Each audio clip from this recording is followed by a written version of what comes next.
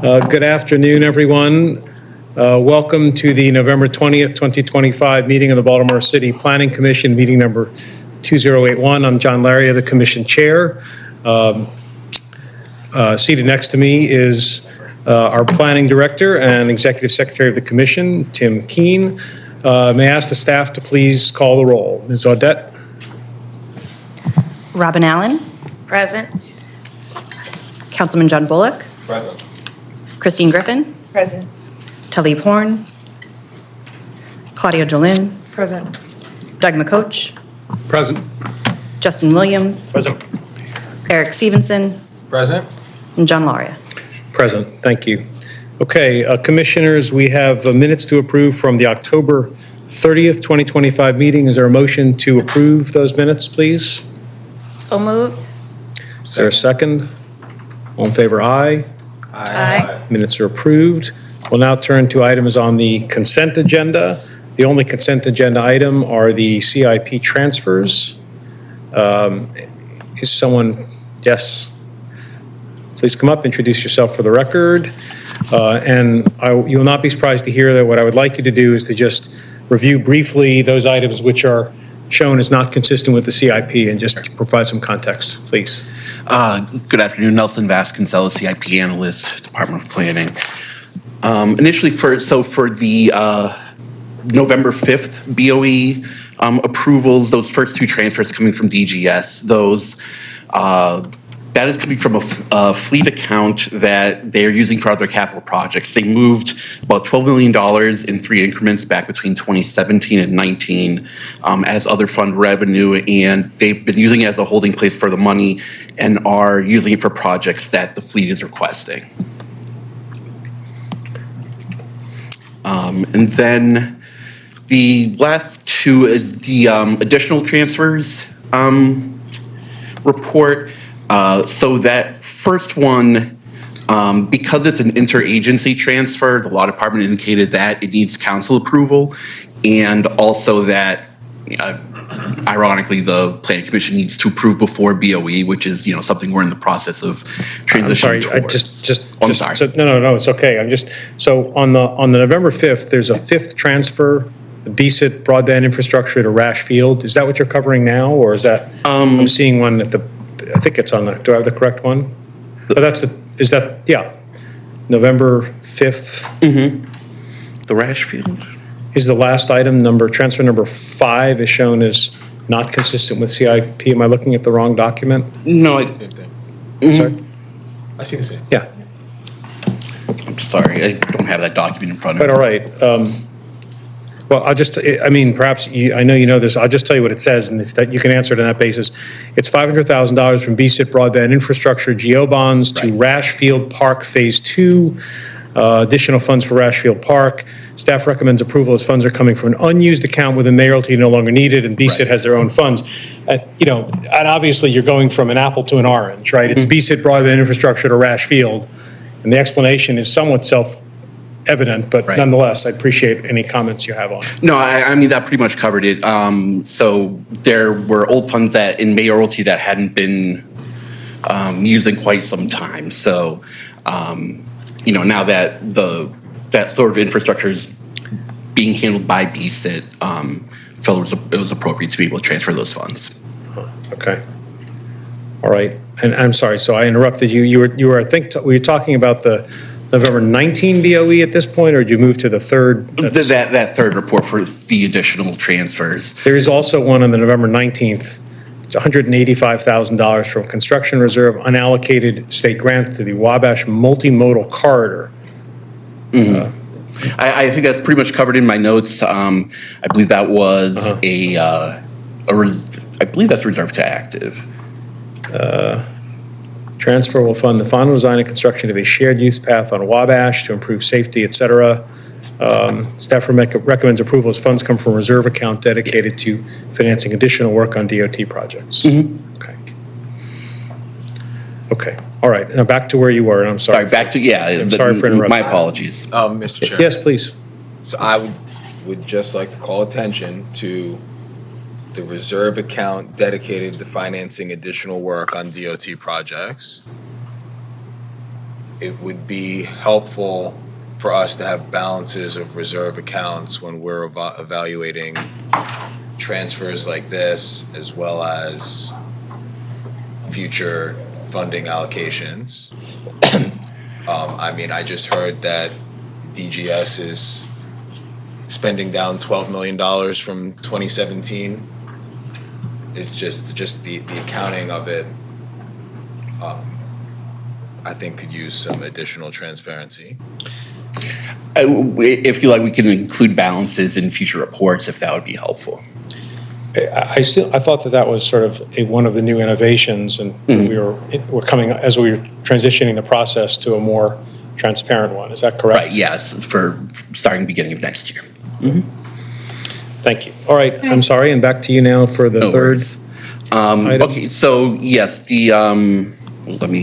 so that first transfer, the law department indicated because it's an interagency transfer, that it must be approved by council, and also that it needs to come before the planning commission before BOE, which of course we're going to be doing starting next year as well. Which one are you referring to when you say that? That first transfer, the interagency transfer from the PAYGO funds. To neighborhood traffic calming? Yeah, for traffic calming, yep. And then that second transfer, it was just a case, this was actually approved by BOE back in October. For some reason, this transfer did not appear on the BOE Submit dashboard, which is sort of what I use as a source of truth when putting together these reports. So that's just about a month behind and getting it on the agenda now. That's the firewall reserve? Yes. Is that the one you're referring to? Mm-hmm. Okay. Okay. Well, I mean, I think this is a step in the right direction. I think we probably want to continue to refine this discussion, and hopefully as the new system rolls out and it's coming to us first, we'll be able to really kind of dig into what some of these are. Is that, Commissioners, anything else, Mr. Vice Chair? So very happy to get a preview of the future CIP transfers, and as he said, on item number 1, the neighborhood traffic calming,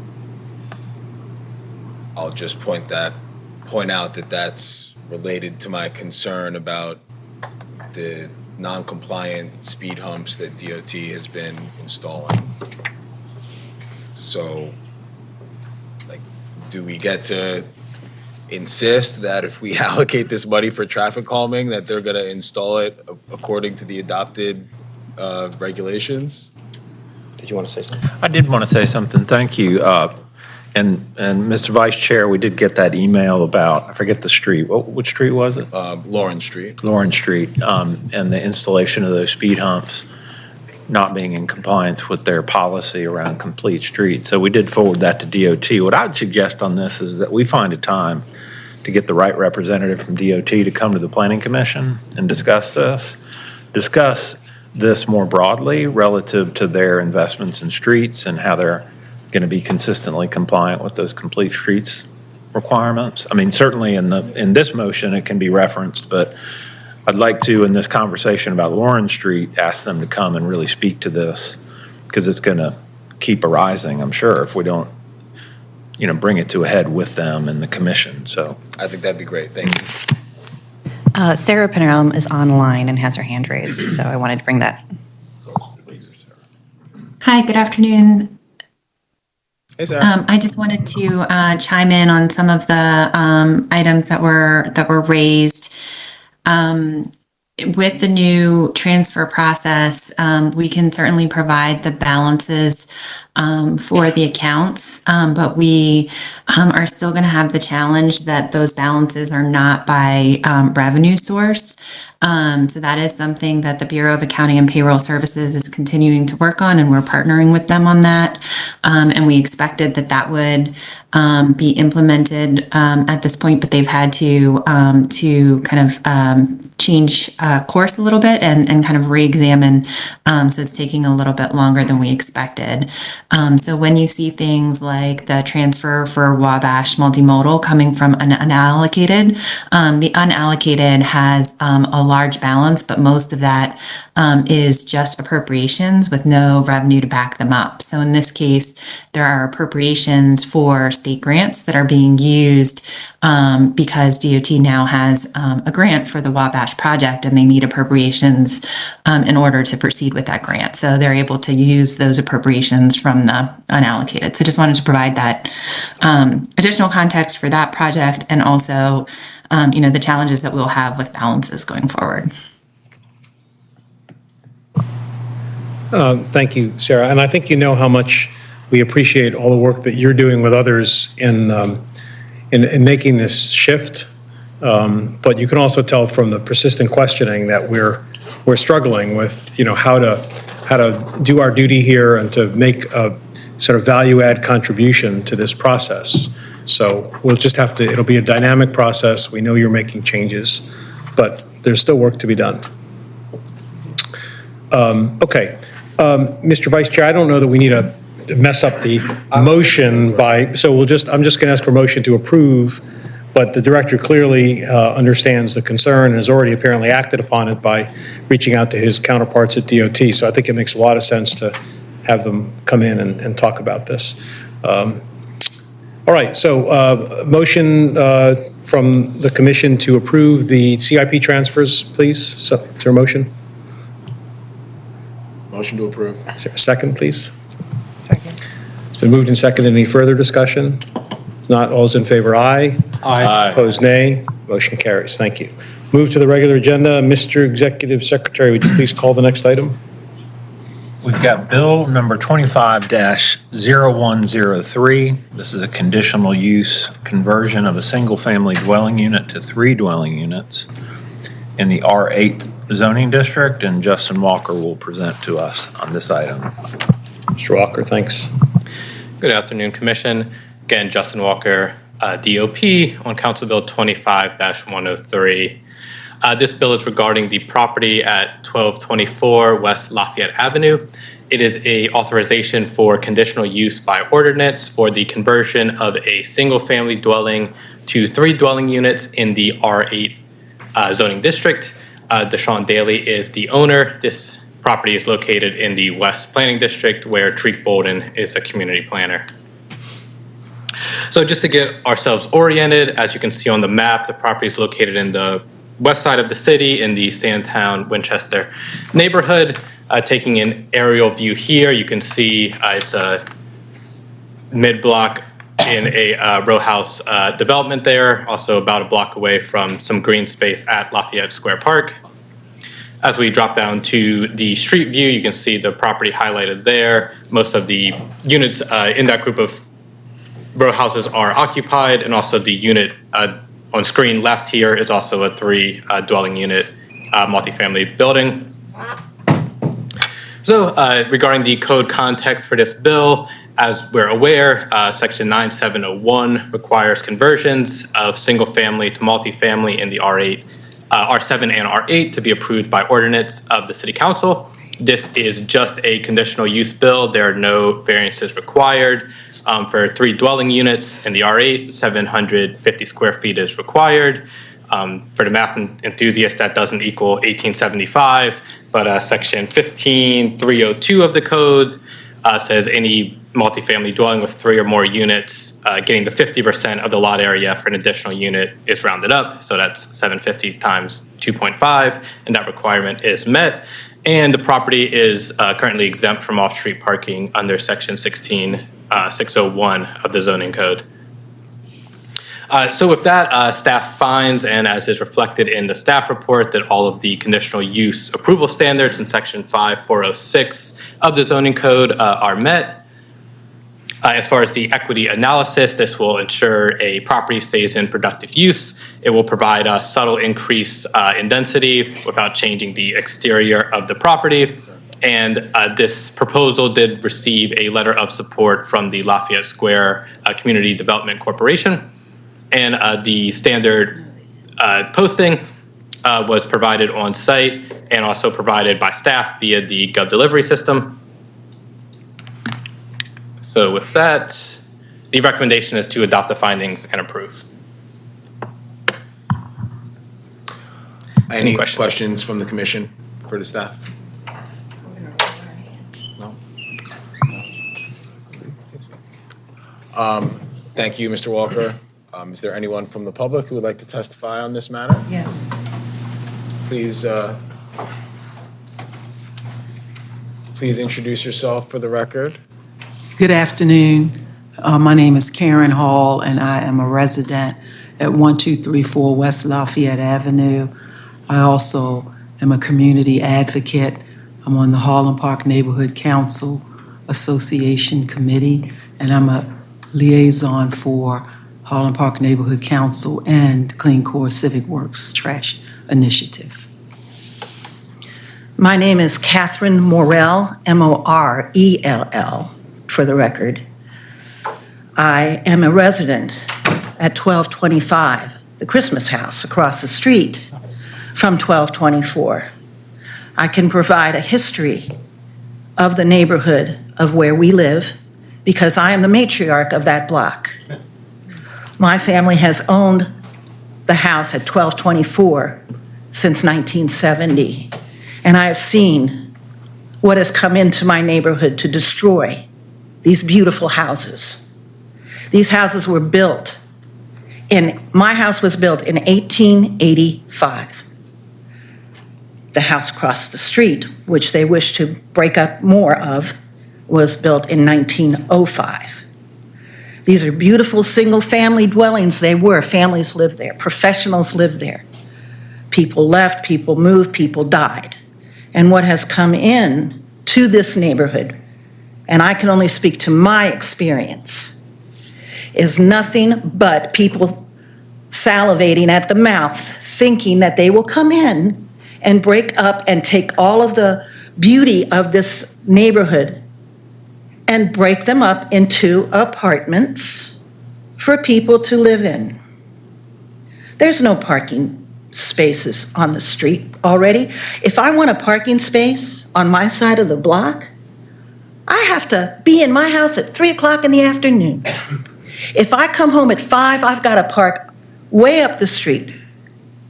I have to walk down the street. I'm an older person, senior citizen. Well, I can take care of myself.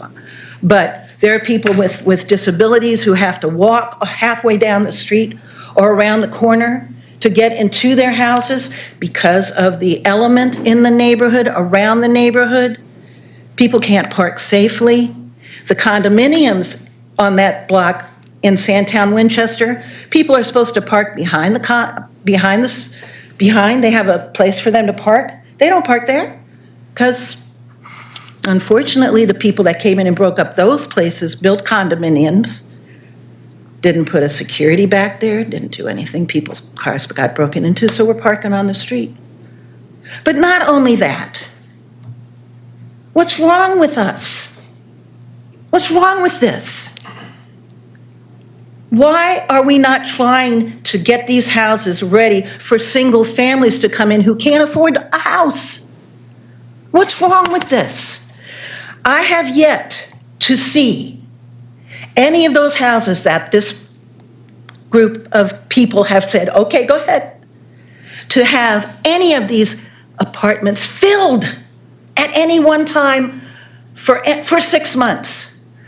The house on my street that was owned by a beautiful family, the Prince family, Charlie and Penny, who died, and they sold the house. Somebody came in, broke it into 3 apartments without asking you, just did it. 3 apartments. That house has been sold 5 times because no developer has been able to come in to do what he or she needs to do to make those houses livable for people to want to live there. And when they leave, they say, oh, the roaches, the rats, the bugs. No developer has come in, none, and I'm saying this, I want this on the record. No developer has come into this neighborhood asking me how I felt, asking me what I would need to support this absolutely ridiculous thing that they're doing. And they bring people in. You're in a food desert. There's no shops, no grocery stores. You have to have a car to leave the neighborhood to go where you have to go. And they're charging $2,200 for an apartment. $1,700 for an apartment. My mind is boggled. We need more single-family dwellings. I need a developer to come in that's going to tell me that we're going to fix this, we're going to get it ready, I'm in here for the neighborhood. That developer comes in, gets that house ready, and leaves and goes back to New York. Doesn't leave me with anybody I can call if I have problems, and doesn't teach anybody about what they should be responsible in doing. Just a simple thing of putting out the trash. Let me ask you something, all of you. Do you have a neighbor that doesn't know what trash day is, or what recycling is, or what a blue can or a green can is for? Do you live next to somebody that doesn't know how to put their trash out? Do you live next to somebody who just throws their stuff in the street? And I have to pay a homeless guy. I pay a homeless man to clean up my side of this. My side doesn't have to be cleaned up. We know what to do. You know what to do. But in those houses, he cleans it up because the people that live there don't know how to do it. Ma'am, can I ask you to wrap up your comments? Well, I don't know how much more I can say. I mean, I'm sorry, but these are very legitimate reasons why that house needs to stay as a single-family dwelling. It's taken care of several families since 1978. People that needed a place to live, that had large families that lived there, weren't the best, but we helped them, and they were able to stay there until they died. And now you're going to break it up into 3? Absolutely not. Absolutely not. And I don't know what I have to do to change that, but I'll do whatever I have to do. And ma'am, you said you're on, what is your address? I'm 1225 West Lafayette Avenue. You're across the street? Yes. And you said your family owned that, when you said your family owned a house for some period of time? Yes, it was 1970. 1225. Yeah, and they want to buy my house. You know what I told them? $3 million. You think they're going to buy it? Thank you. Ma'am, did you want to add anything? Yes, I Please. wanted to ask if we can address the developer. Well, we'll have the developer come up, but we're not going to have a back and forth, but certainly. I would like him to explain what are his plans for trash disposal. Because right now, the residents move in, and the developer feels, or have stated in many cases, the city is supposed to do thus and so. But the responsibility is on the landlord, not the city. I can show you a picture of a house next door who is doing exactly what we are having problems with trash disposal. Trash disposal was yesterday, and the trash is piled up today.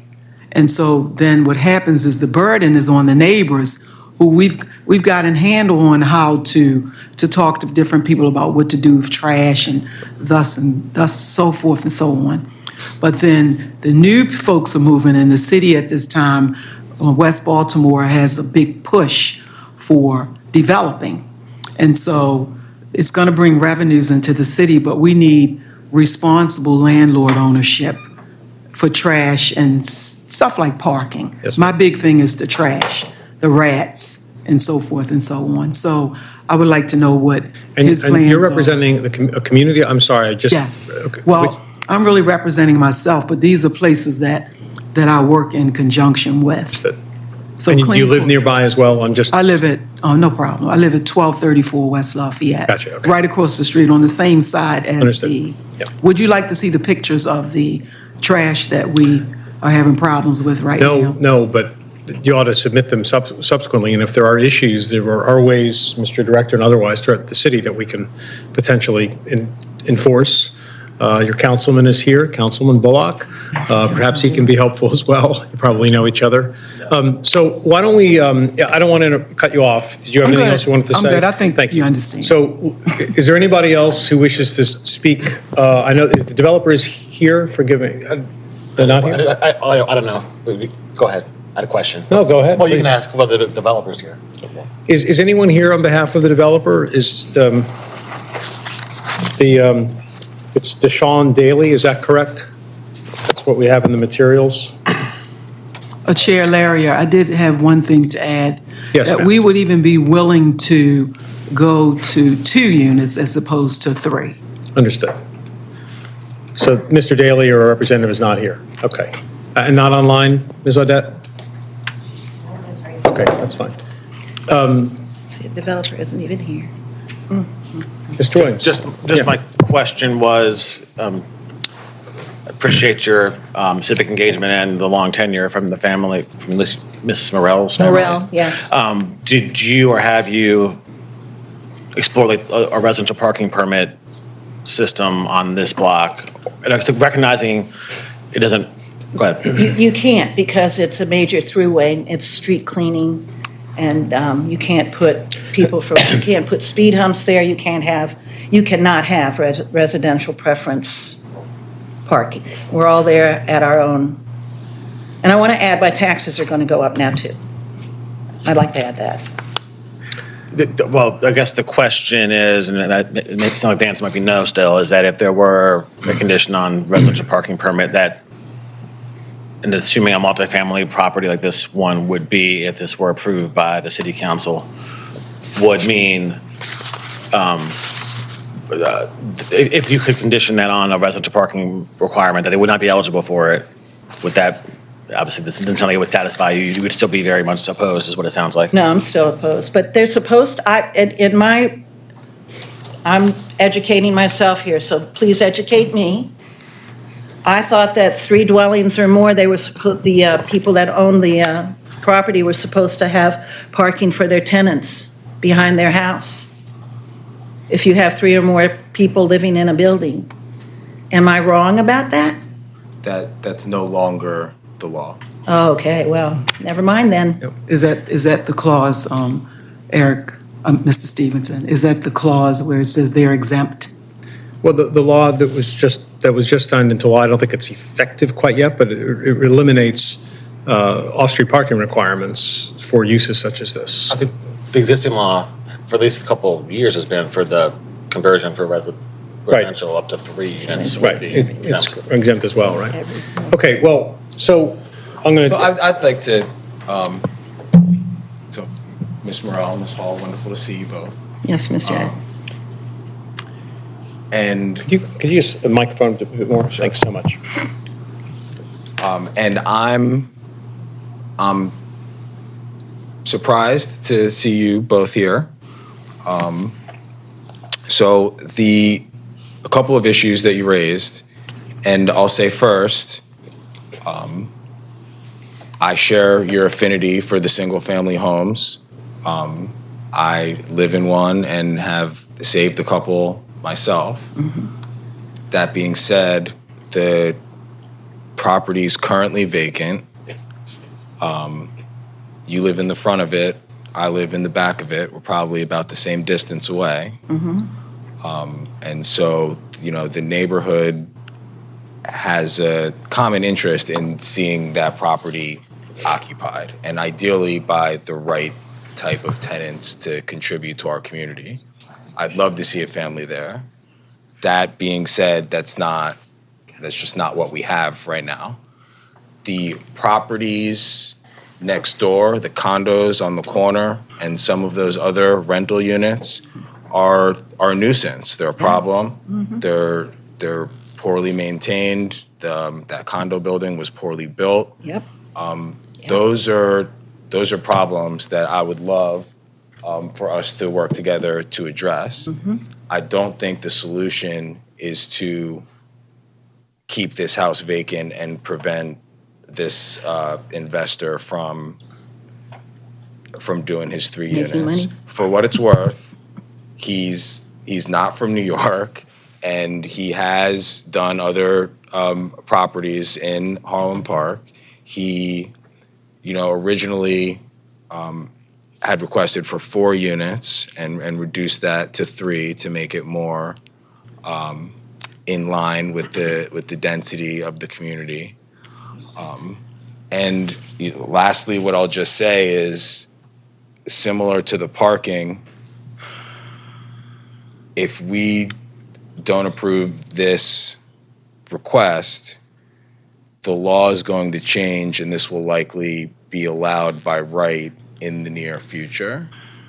So I think the best solution is for us to take this opportunity to, engage with the applicant, explain the concerns, and I think most importantly, for us as a community to go after the nuisance properties, not, hold that against this future landlord.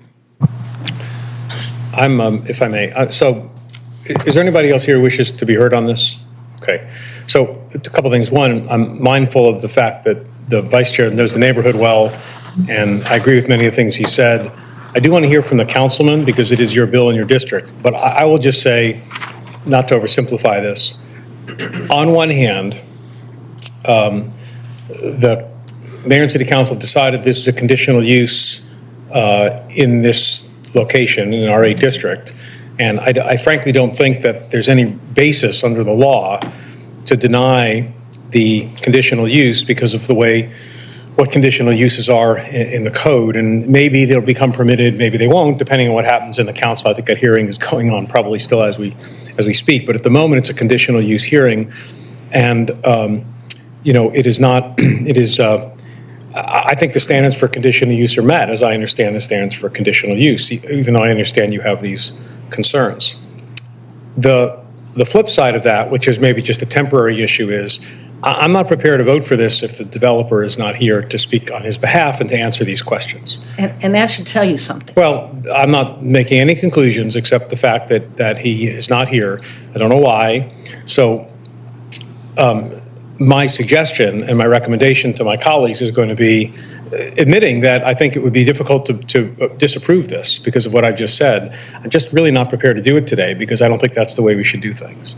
So, Councilman, I want to defer to you, of course, and if it's the will of the majority of the commission to proceed with a vote either way, I'm happy to do that, but that's my position. Ms. Hall, good to see you twice in a week. Ms. Morrell, good to see you. I'll just say this.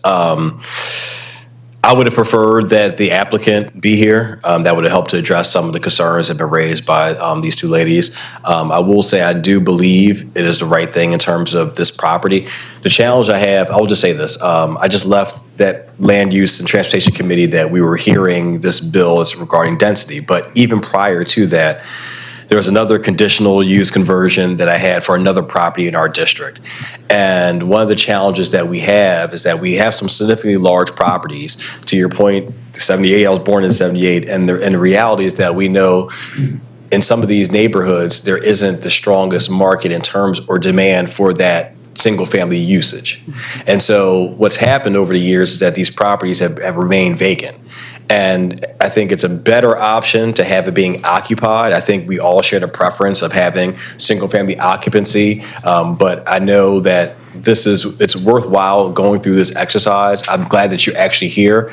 I think there needs to be more conversation within neighborhoods, but to Commissioner Stevenson's point, we're literally looking at a law now that would make this by right in terms of the available square footage. So again, I understand the concerns. I think the other piece that you raise, and I want you to know that we hear you, and I know Councilmember Ramos can attest to this as well, when we look at trash collection and we look at landlords being responsible, and that's a better job that we need to do as a city in terms of enforcing sanitation codes as well as housing codes. So I hear your concerns. I think they're separate issues.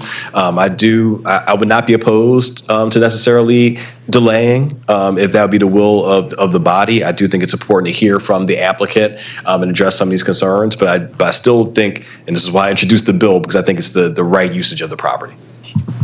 Thank you, Councilman. And like I said, I said what I said before my ultimate statement about the applicant not being here because I don't want to create a false expectation. I mean, I think you should appreciate at least my perspective about what I think a conditional use requires, and staff has done a good job, and that's the law. I do want to hear from an applicant about these questions and concerns and look him in the eye and discuss them, which is why I come out where I do. Having said that, I certainly am in no position to prohibit it. So let me just ask my colleagues, if anybody wants to proceed today to approve this, I'm happy to have a motion and the commission can vote. So does anybody want to do that? And if not, I'm simply going to suggest that we defer. We don't take a vote. We'll just defer the item. No objection. Any objections down there, Councilman? No objection. Okay. So we'll just simply defer the item till the next agenda, and we'll tell the gentleman that he should come if he wants to speak on behalf of it, and for better or worse, you may have to come back again, but thank you very much for your time and obviously your passion for your neighborhood and community. Thank We you appreciate it. also, and thank Councilman Bullock. Of course. For his recent work in our neighborhood. Oh, yeah, thank you for that. Thank you so much. That was hard. Absolutely. Yes, that was what- hard. I know. And one thing I would also say, I think there's nothing precluding the applicant from reaching out to members of the neighborhood to actually have that conversation prior to the next meeting and showing up to the next planning commission meeting. So I suggest that too. And we'll be given we'll be told when that is. We'll be told when that next meeting. There'll be a posting for it, will there not? I don't know, the posting is on the door right now for today's. Yep. Right, but it'll repost for the next hearing, so. There'll be another posting. Yes, ma'am. And the staff will note your interest, and we'll make sure that the planner gets back to you, just to be sure. Yes. Yes. Okay, Thank you. I'm going to move on, and thank you very much. Thank you for We appreciate listening. Thank you for everything you do. it. Of course. All right.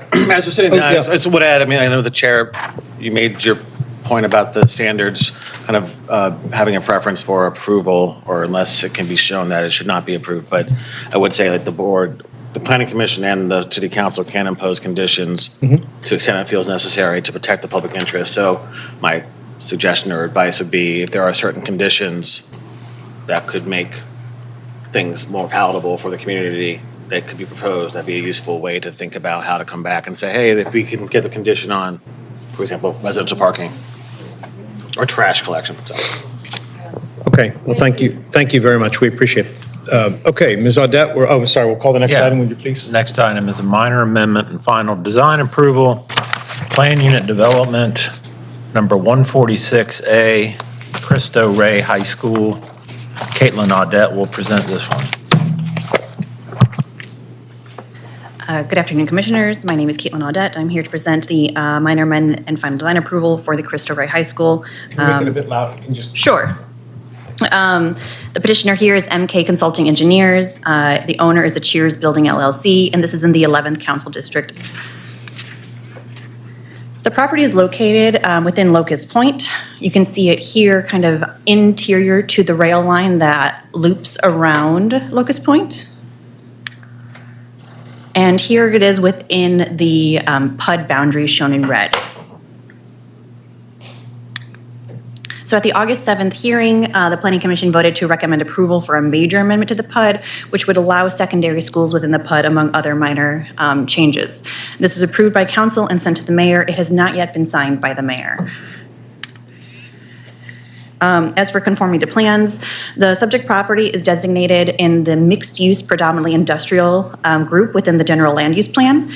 The proposed amendment to change the property to a high school complies with the plan as the IMU zoning category allows secondary schools.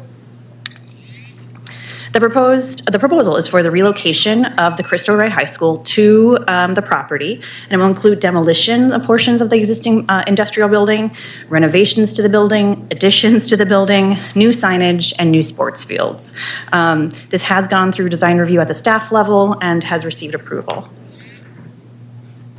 So here was the previous plan for the area. You can see the area in question is Area 7, E, B, and A. Maybe, okay. Oh. And here you can see a zoom in on the area in question where they will be removing a portion of the industrial building where the sports fields are located here, maintaining much of the existing building along Hobart Street to Plan South, and adding an addition kind of to Plan, I guess that would be Plan Left, adjacent to the, it's a little weird, adjacent to the parking lot. And there will be two parking lots kind of flanking the building on either side, with limit to access to the one to Plan Right across the rail tracks from Key Highway.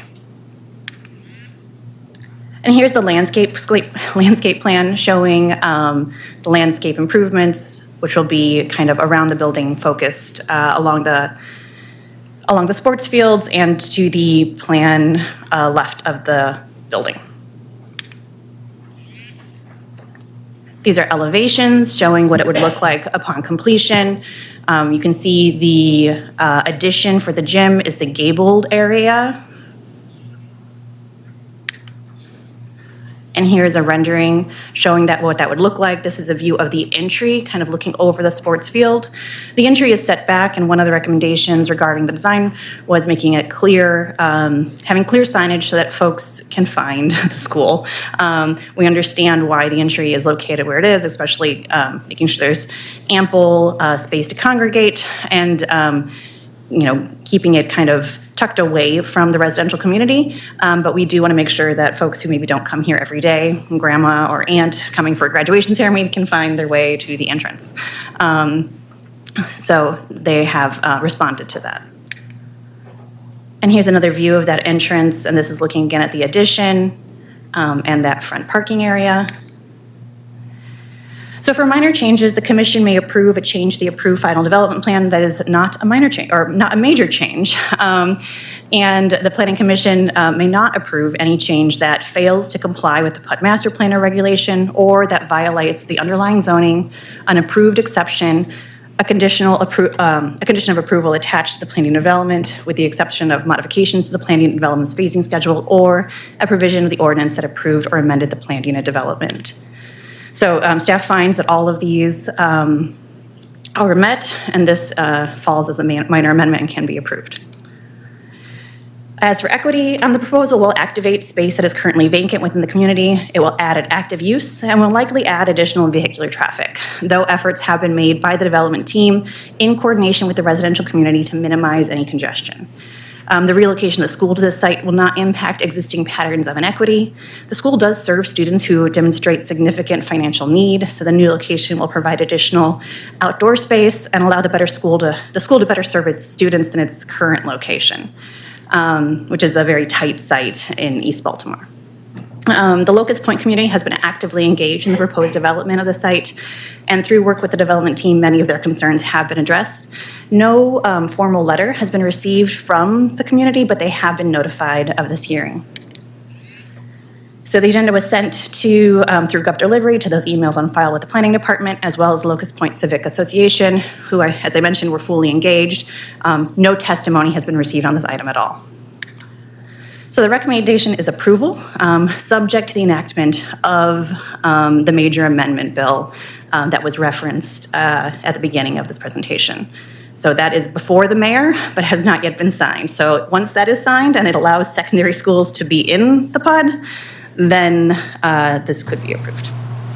And the applicants and their legal team are here to answer questions on that. Thank you. Are there questions of Ms. Audette? Who's here on behalf of this? I have a question too. Yeah, Sorry. sure. Yeah. And I feel like Commissioner Stevenson, I actually have been very close proximity to this property, so I have unique knowledge. Can you go back to this, the site plan and the fence? The fence being shown. So I guess it would be a PUD sheet, either a landscape plan or something that would show. This may be different. Well, yeah, I guess this one works. So I guess, and I don't know if you know the answer. I can ask the applicant about the proposed. If this is depicting a fence, or that's landscaping versus whatever. So if it's like a. Yeah, I'll defer to the applicant. Okay. And then I guess you don't know either what's being shown. Is this, I guess, just grass or non? Yeah, it's undeveloped. Non-function. Okay. Cool. Thank you. Again, so who is here on behalf of the applicant? Would you please come up? Well, Ms. Audette tries to do several jobs at the same time. Good afternoon, Mr. Chairman. Caroline Hecker, Rosenberg, Martin Greenberg on behalf of the applicant. Thank you, Caitlin. That was an excellent presentation. You've stolen most of my thunder here about the project. I'm joined by Walter Reep from Cristo Rey High School. As you've heard and as you will recall, we were in front of the commission a couple of months ago on the major amendment to the PUD, which paved the way for the minor amendment that you have today to approve the proposed changes for Cristo Rey to relocate from its current location in Upper Fells Point. Cristo Rey is an independent co-ed Catholic High School. It has approximately 350 students. They're currently located in Upper Fells Point. They are looking for a new home, and they're very excited to have found this location. They have a really unique program. They partner with local companies and nonprofits to place students in the workplace so they gain valuable practical experience as part of their curriculum during the regular school year. They spend one day a week working in real workplaces. And their program has produced results. Since 2007, every single one of their students has been accepted to college. The proposed redevelopment of this cheer building from the old Tide Point PUD will allow the adaptive reuse of the building for use as a school. As Ms. Audette explained, a portion of the existing former industrial structure is going to be demolished for the athletic fields to be constructed, which is really exciting for both the school but also for the community, which we'll work with them to allow access in the off hours for the community to use the fields. We have met extensively with the Locust Point Civic Association. They have been engaged throughout the entire process, and they have given us their blessing to proceed here today. We have also been engaged with Domino Sugar, and I know their attorney is here as well today. We are very aware that we are located across the street from a very active refinery, and we are working with them to make sure that that relationship works well going forward.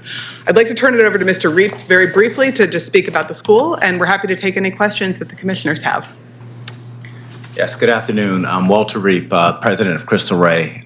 This has been an exciting journey to one, engage with the community, but two, but just to think about the future impact for so many students in Baltimore. So every time I look at the blueprints, I'm extremely excited. I know this is a long way off. It's a journey, but just wanted to say thank you for providing the opportunity. Thank you, sir. Yep, Ms. Hecker? Mr. Williams, I wasn't sure that I understood your question about the... Is this going to be, so is this depicting screening? And if not, I guess can it, or? Yeah, so it says it would be a black chain link fence.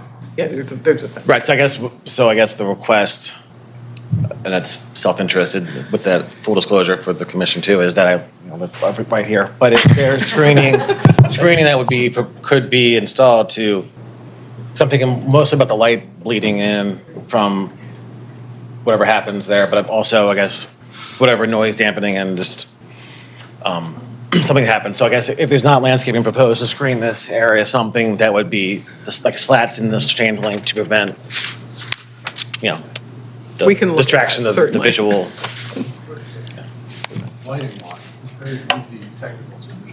Right. Well, I guess I don't need to make a condition of approval, but that's what I would like to see happen. In your capacity as a resident of the neighborhood. Right. To work in with the LPTA Yeah. to make that happen. And just for the record, there are lights shown on the plans, but those are a future phase. We're not actually planning to install lights currently. That would be a later addition. But we, at the request of the community, we showed them on the plan to show where they would be located.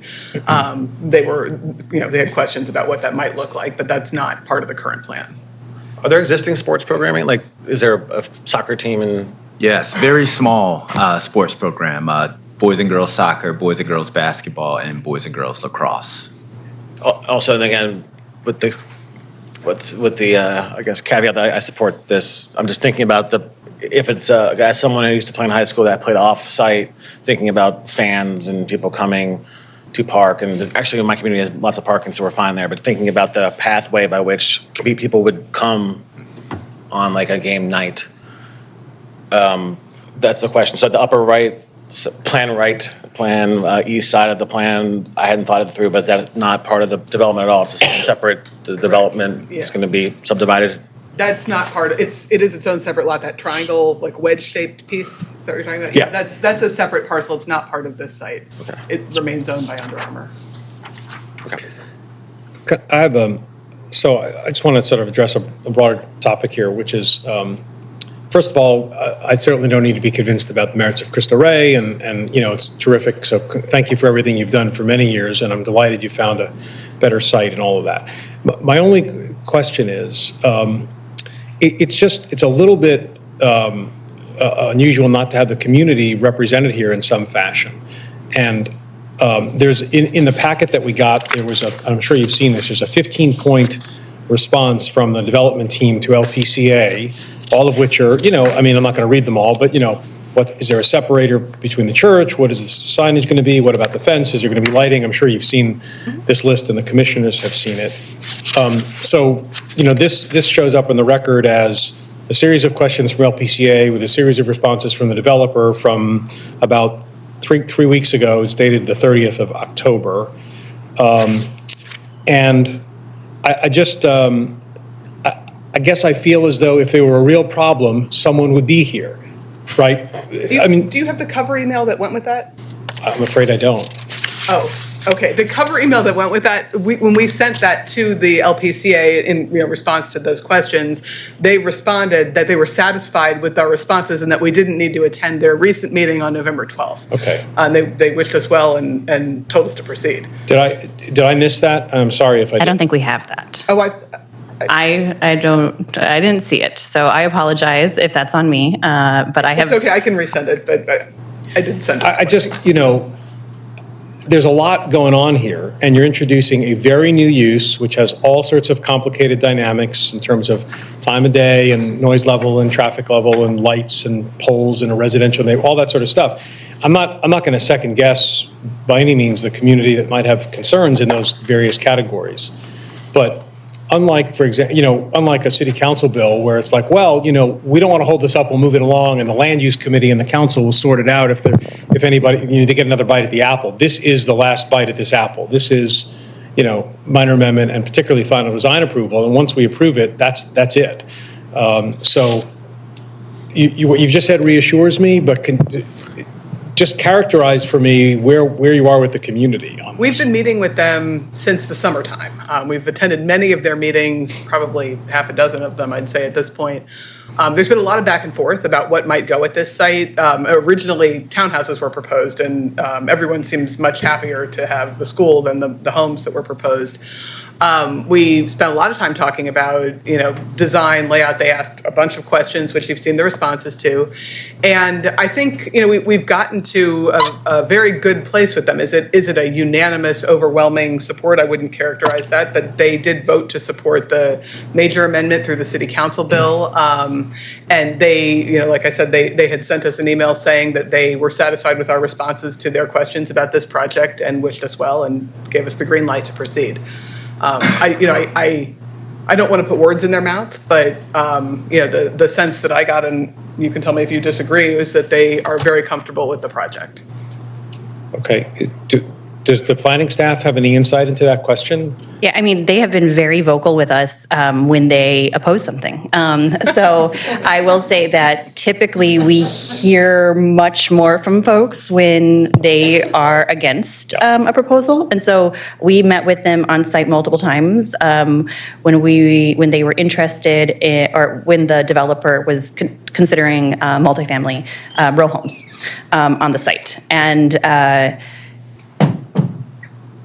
they know how to reach us. I was going to co-sign that as a member of the Facebook pages for covering the Locust Point community. They know how to activate So we should people's take attention. judicial notice of the Facebook page? The omission, the evidence of omission of opposition here. I'm fine with all, but you can see where the question comes from.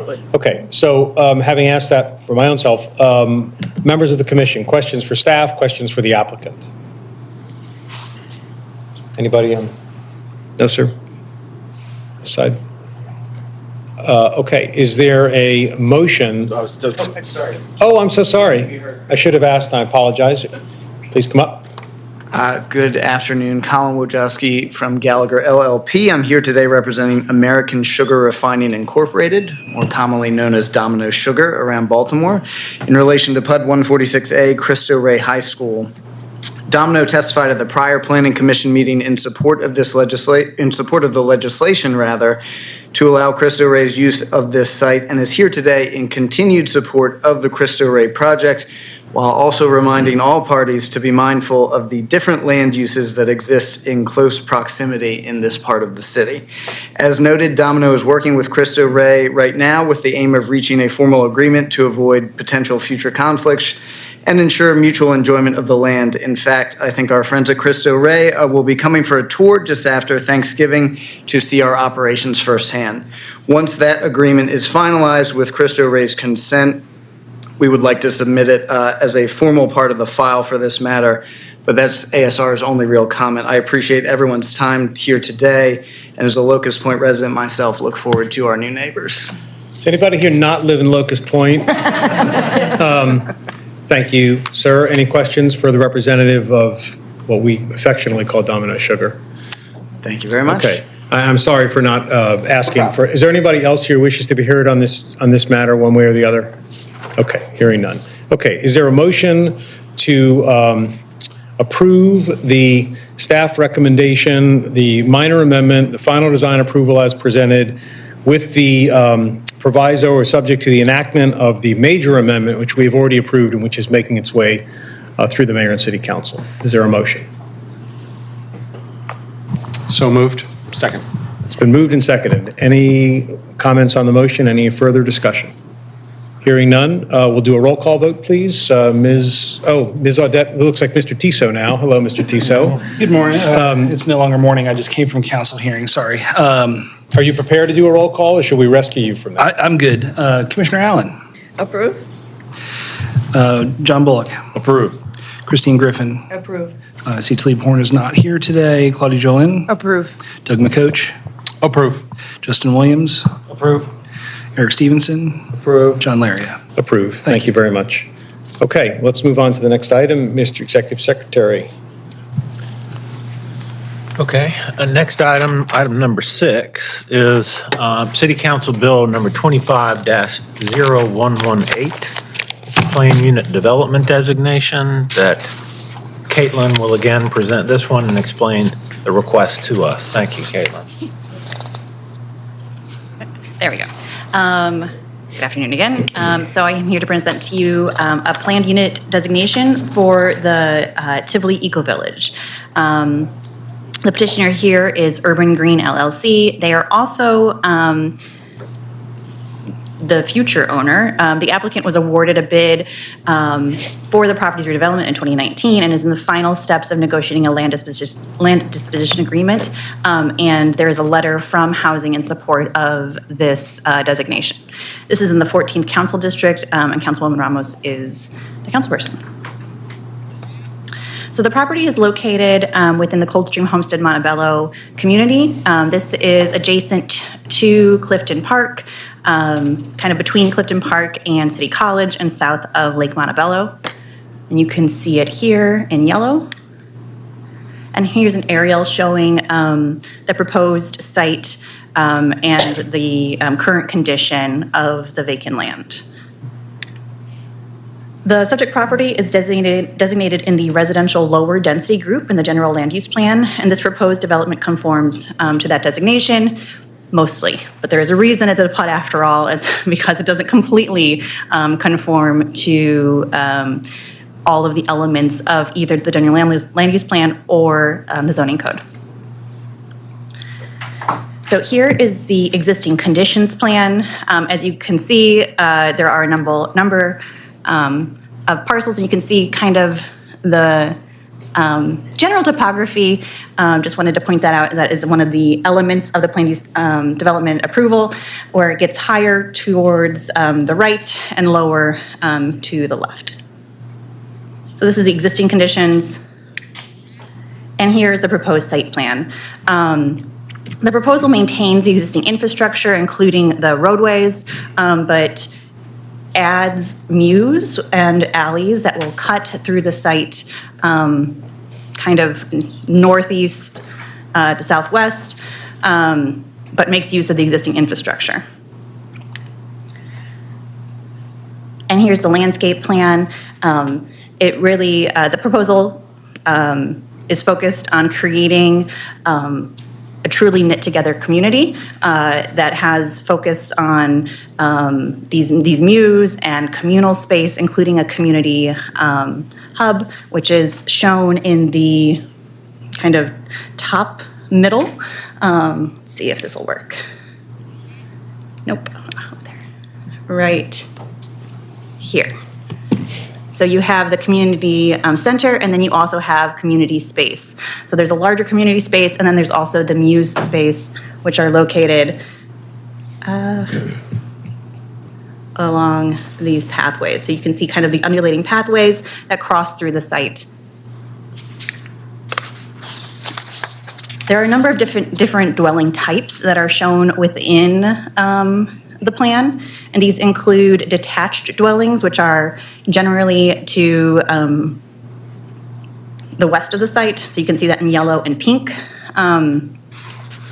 The pink also includes the availability of an ADU-style dwelling at the rear of the property, kind of above the garage. So this was a response to UDAP, who thought it was a good idea to provide a variety of different property types, including those that can allow for future investment, people who want to, the whole conversation we're having with ADUs and multiple dwellings being addressed within the PUD.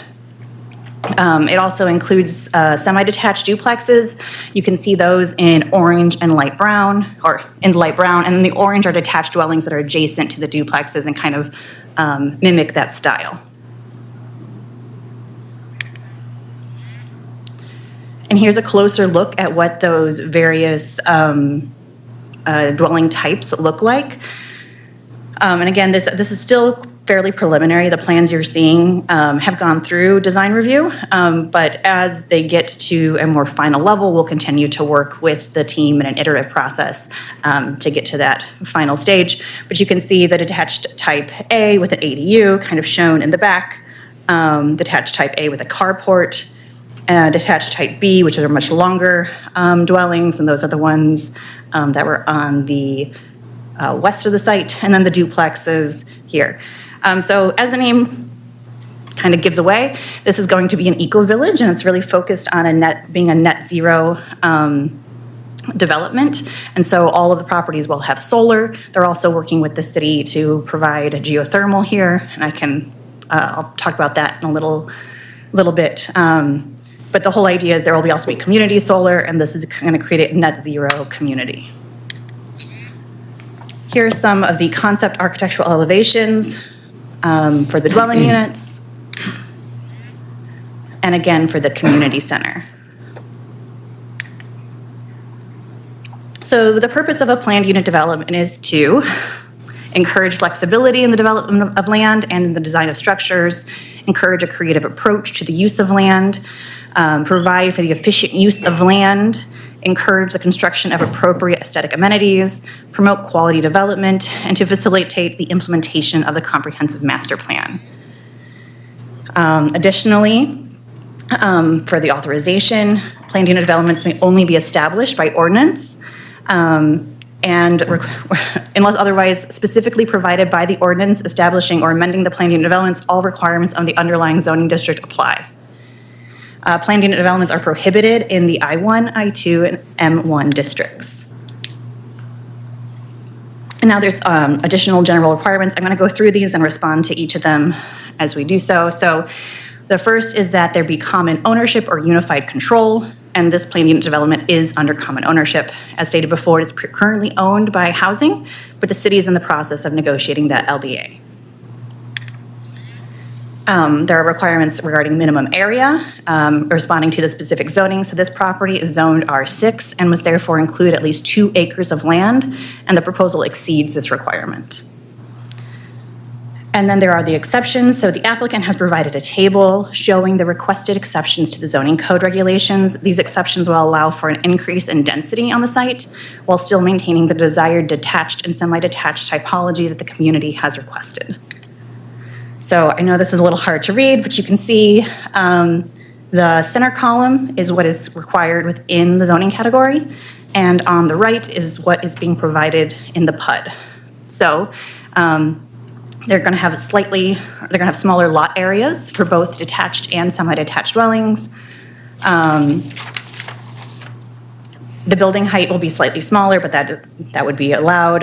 The maximum lot coverage, again, will exceed what is allowed. Maximum impervious surface will exceed what is allowed, etc.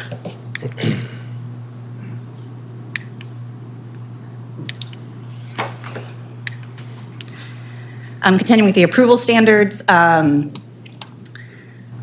reviewing a planned unit development, the conditional use standards apply.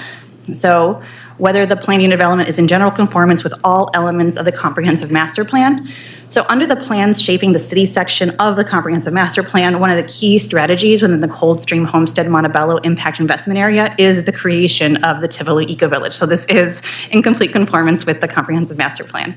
Additionally, the Tivoli project aligns well with the Baltimore City's carbon neutrality goals to reduce emissions by 30% and 60% by 2025 and 2030. This will be net zero, meaning no fossil fuels will be used to power, heat, or cool homes and other buildings. And additionally, in partnership with the Maryland Clean Energy Center and the city's Department of General Services and Office of Sustainability, they are working to advance geothermal opportunities on this site. Whether the planning and development will preserve unusual topographic features. As stated, there's a slight grade change. It's relatively flat and there's nothing to be preserved. Nothing unique or unusual. Whether the physical characteristics will not adversely affect future development. The proposed eco-village will not adversely affect the development or value of the neighboring properties. As designed, the development will fill in the vacant land, creating more density and activity within the larger community. And the unique aspects of the development, including the smaller lot areas, increased lot coverage and setback requirements, will allow an increased density within the detached dwelling typology that, again, was requested by the community. Whether the planning and development will provide the same protection as the basic district regulations, and again, this will. The plan has already been to the Site Plan Review Committee and received approval in August of this year. Whether the planning and development will encourage innovative design features or adaptive reuse. The planning and development allows for the increased density, and it makes it easier to meet those sustainability goals that we've discussed. And there are no nearby industrial areas. Let's see. So then the required findings. There are 3 required findings that the Planning Commission and Council should make, and these are that the use is compatible with the surrounding neighborhood. As stated, the proposed planning and development maintains residential use, which is the primary use within the community outside of the commercial buildings along Hartford Road. The use furthers the purpose of the proposed classification. The proposed planning and development and its creation of residential properties and a community center furthers the purpose of the proposed classification. And the PUD master plan ensures that there will be no discordance with existing uses, and that is true.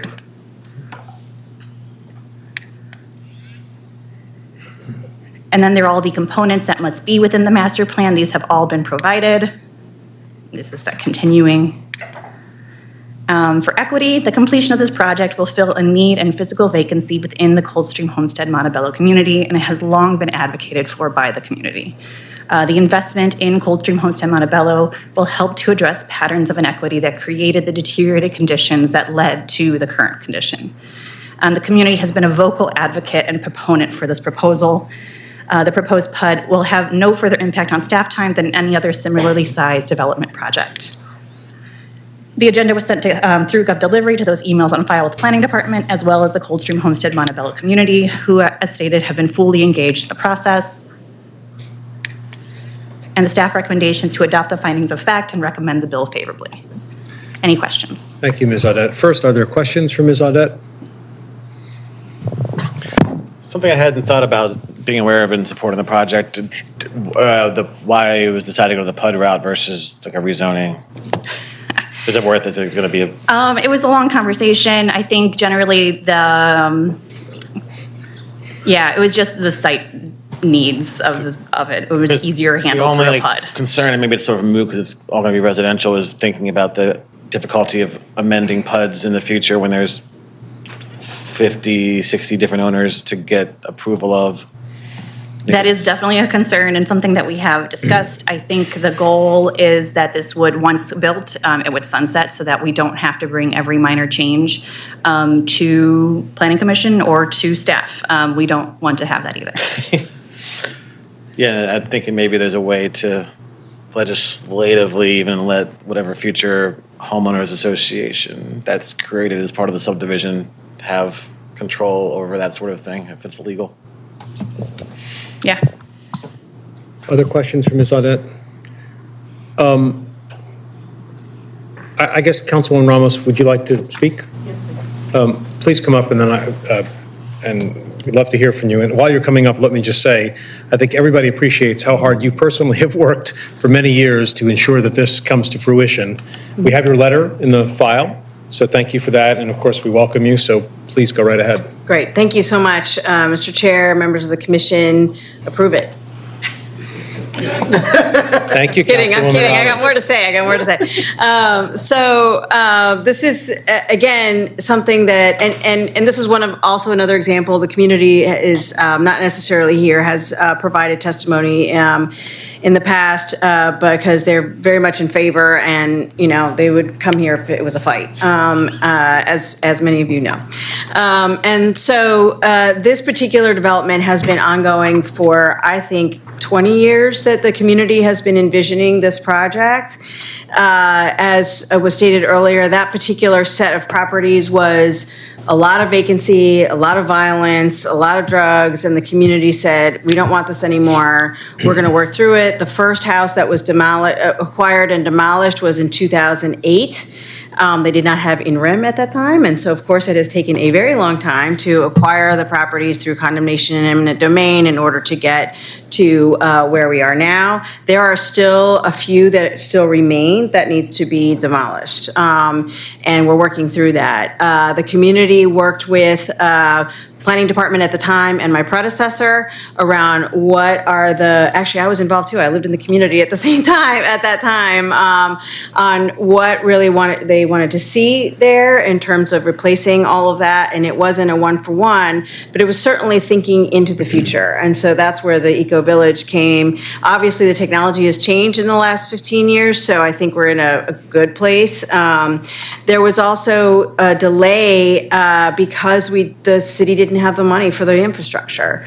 So that infrastructure money did fall out of the sky from the ARPA dollars. And so super grateful that opportunity came, because we were actually thinking of trying to do as many different types of situations. Could we do a TIF there? Could we do something else? So we are really, truly grateful that some of those dollars were able to be allotted to this project. Truly grateful to the community for being super engaged, and to the development team for really hearing the community. Part of that, the reason for the PUD is the flexibility that's needed, because as you saw, there's different building types, there's different setbacks.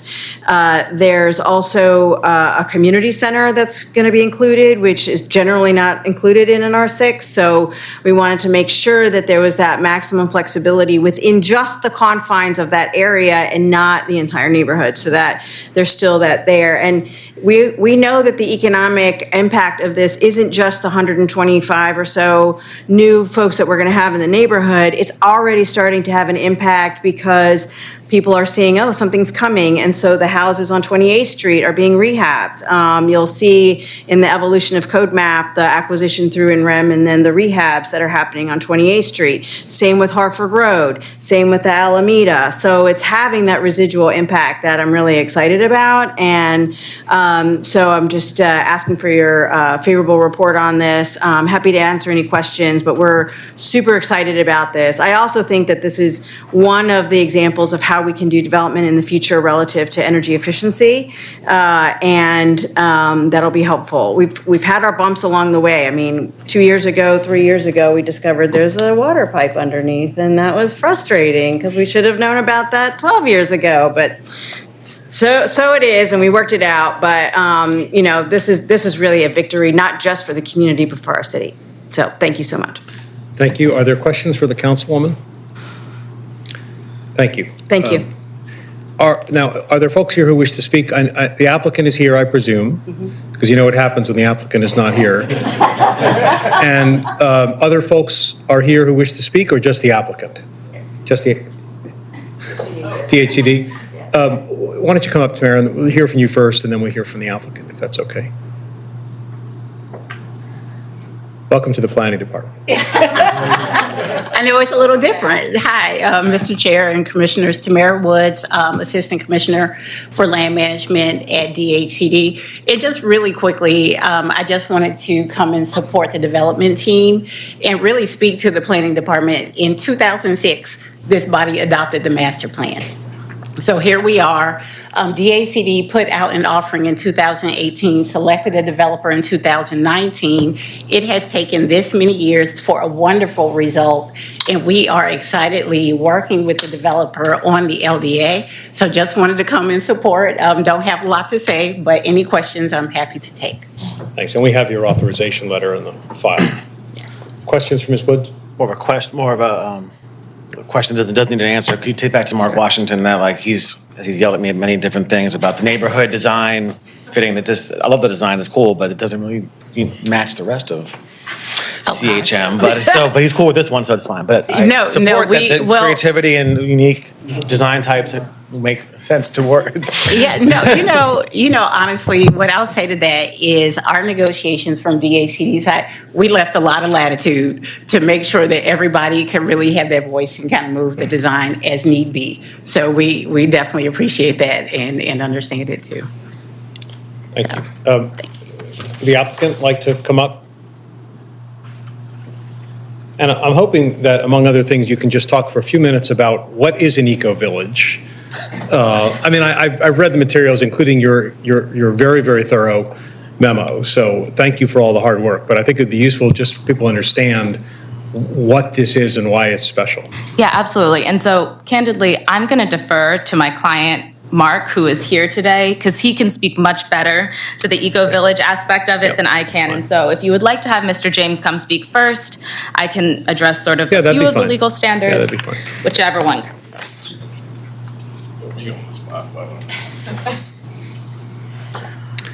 Just your name and affiliation. For Good afternoon, everyone. Mark James. I'm the managing member for Urban Green LLC. We are affordable housing and single-family housing developers based here in Maryland. And I've been around since 2011. It's hard for me to imagine that it's been that long. But we're excited about the project because the whole reason we created the company, Urban Green, was how can we take a look at a progression of what next generation communities would look like, and how can we do them in our urban core communities. So we wanted to make this project really not just a great project for the city of Baltimore or for the state of Maryland, but nationally. We believe that this is a template for how we can redevelop urban communities and how we can bring things like net zero energy performance, carbon neutral development, as well as just having regular accessibility, or as my daughter would like to say, Dad, can you make sure that the houses are financially accessible to regular people, which is something that we have strived to do.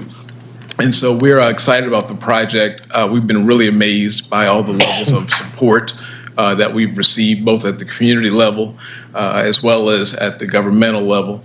And hope that you all will see this project for what it is, an opportunity to lead rather than just always having to respond to what the market is doing. We want to lead the market. Thank you. Thank you. The question for you or council, how much of the relief that you're requesting is directly related to sort of an eco-village phenomenon versus just a master plan that necessitates variances and so on? Well, it happens in a few different ways, because when we look at the idea of an eco-village, one of the things that's different about this particular site is that all of the rooftops at all of the homes will all have solar. But all of that solar comes together as one single solar array, as one giant solar system. And then, so that's sort of above. But then if you think about below, we have to distribute energy within a microgrid. We have to be able to use things like batteries. We have, lithium-ion batteries for energy storage. And we have to do things like very impressive things that we're doing with stormwater management, all of which we had to think of it as a campus, but it's a campus with 101 individual homes. And so the PUD does allow us to have flexibility to utilize land in that methodology. And it also allows our architect to kind of know what the boundaries are, to not extend beyond those boundaries as we make those things work. Does it have a little bit what Mr. Williams was talking about? Is there an HOA that governs all of this as if it's a community? Yes. Yeah, absolutely. And so once the homeowners and the first phase comes together, an HOA is required really to do this. The HOA needs to be able to handle common space areas. And if you think about it, which homeowner knows something about how to operate geothermal systems or how to operate solar or battery systems or EV charging for that matter, which will also be available. So the HOA will help and allow that community to manage those common space areas, as well as the energy, the sustainable energy that's flowing within that eco-village. So it becomes a very important part of it. Thank you. Anything to add, or? Yeah. If I missed something. Do you have anything in response to that question? No. Please, It is, Mr. Vice Chair. Good. Relative to the size of the site, was it 2.5 acres? Is that right? Yeah, a little bit larger, I think. Yeah, it's at over 3 for sure. I didn't get once I realized it was over 2, I stopped counting. The number was up there. I forget exactly what it was. 9. Yeah, 9 acres. 9 acres? Yeah, Is that 9 right? acres. How much space what's the minimum amount of space that you would need to execute a project like this somewhere else? You're the third person that's asked me that question. I'm going to give you the same answer I gave to the first two, is that it really depends on what the goals that you're looking for. Because in our case, we wanted to make sure that the entire community not only handled the energy component, but that we handled stormwater management well, that we also handled the spacing between the units. It was a very big issue for the residents there to make sure there was some kind of green spaces. Another neighborhood may not require as much green space as what we were asked to do, but I would really say at least about 4 to 5 acres bare minimum, if you didn't need as much green space, would make this very doable. But I was really proud of our team for how they took advantage of the acreage we did have and kept all of those objectives alive and well in the final design. Seems like a great product. Oh, thank you. Appreciate it. We worked very hard on it. Other questions, Commissioner McCoach? It's great to see you back. It's a really exciting project and one we really need in Baltimore, actually in a lot of places.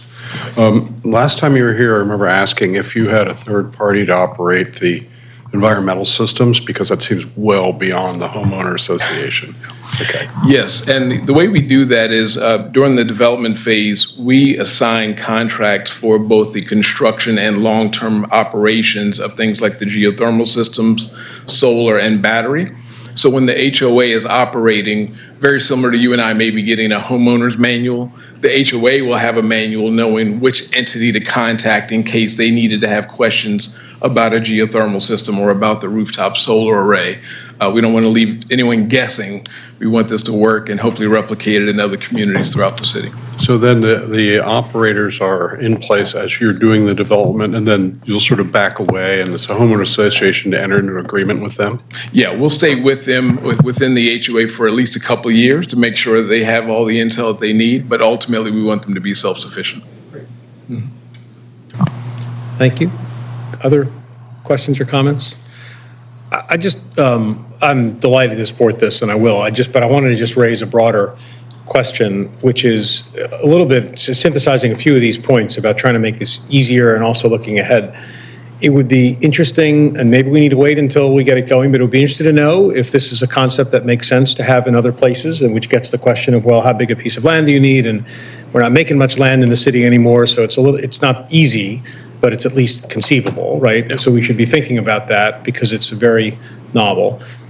I do think it would be worth, and I don't have a suggestion here today, but I think between now and the time of the hearing, council hearing, it might be worth trying to figure out if there's some way to address this question to avoid this lack of unified ownership. And I don't know exactly what that would be.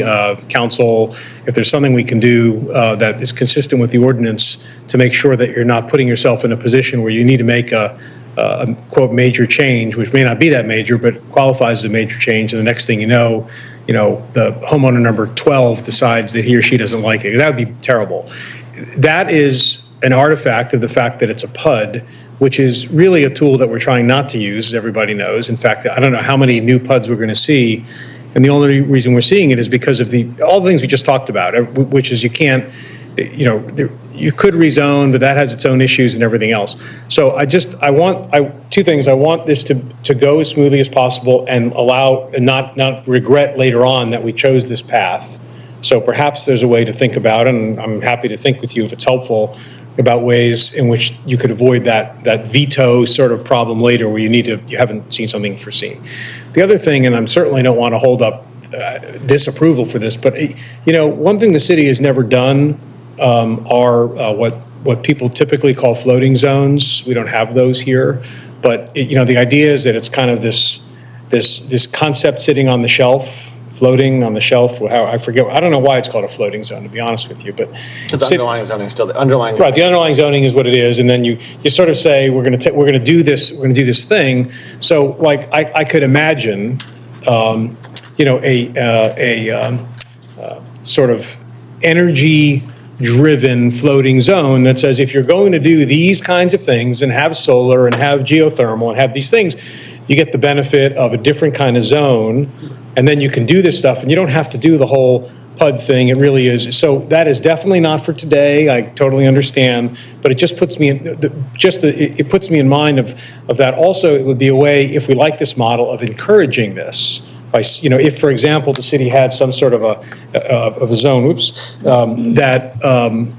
that was identified, and we said, look, we want people to do these things, and any piece of property that has 4 acres or more can have these additional benefits, these additional relief, variances, et cetera, as long as you meet these criteria, which are sort of the conservation and energy sort of things. So I'll leave that alone, but I leave it with the staff, the director, to think about it, and perhaps if this is what you do for a living, maybe you've seen that in other places, and you could even be a resource to talk about how we could do it. I would certainly make myself available. This is something that, we see as the beginning of a long journey. There's going to be other neighborhoods, other communities, other developments that will want to do some things similar to this.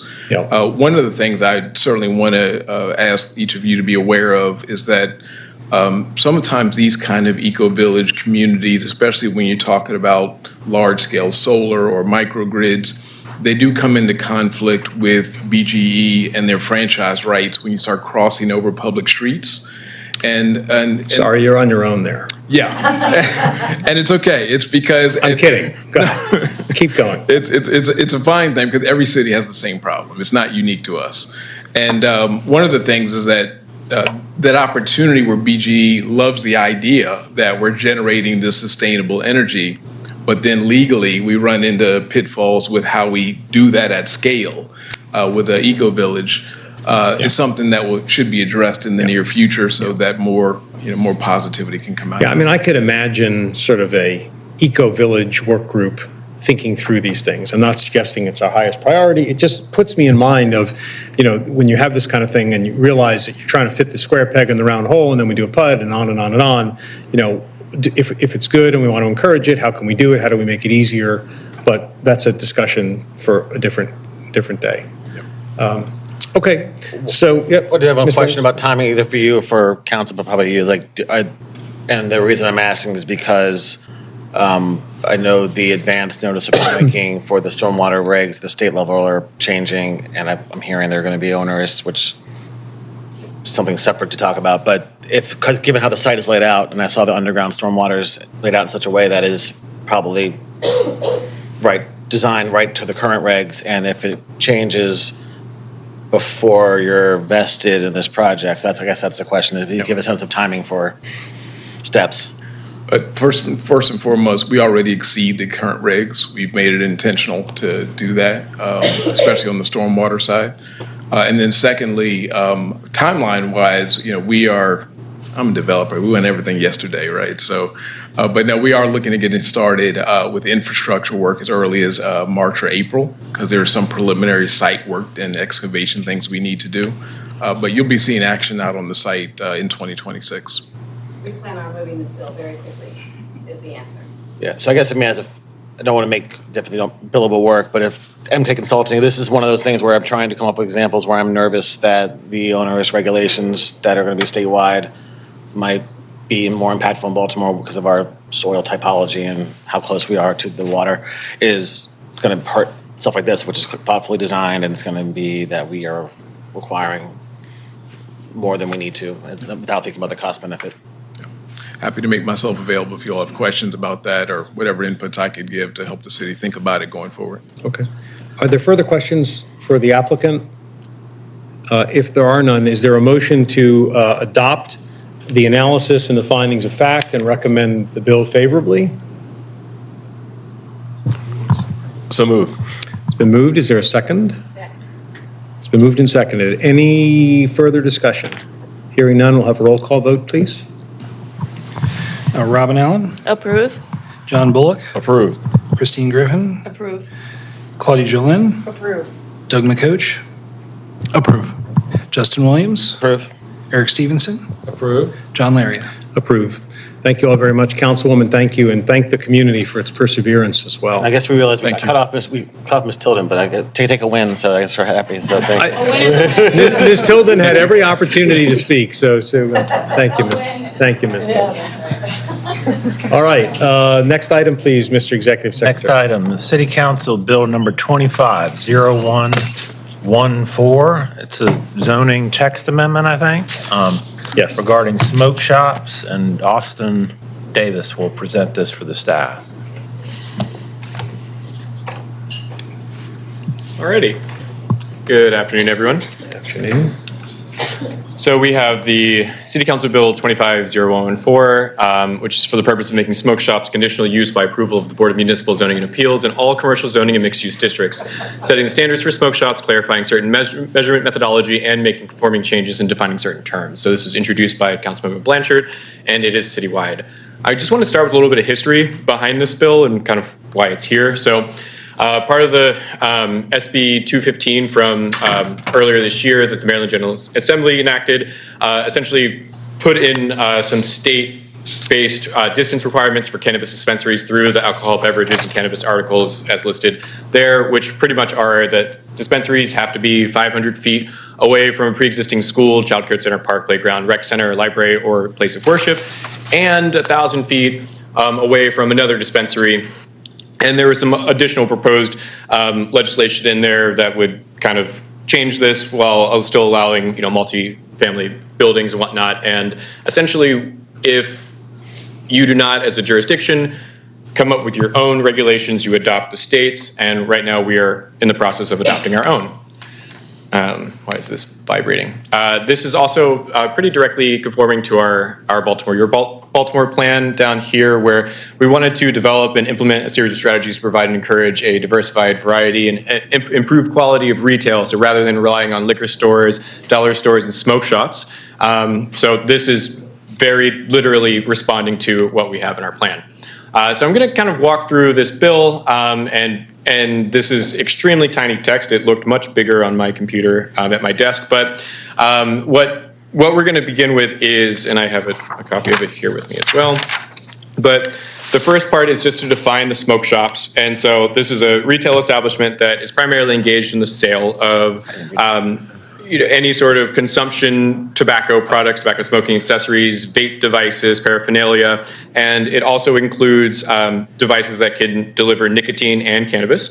And then I have from here, which are the license types and definitions, the specific licenses that the state has that we are looking for. So they are other tobacco products, OTP retailers, electronic smoking device retailer, vape shop vendor, and cigarette business as established by these licenses here.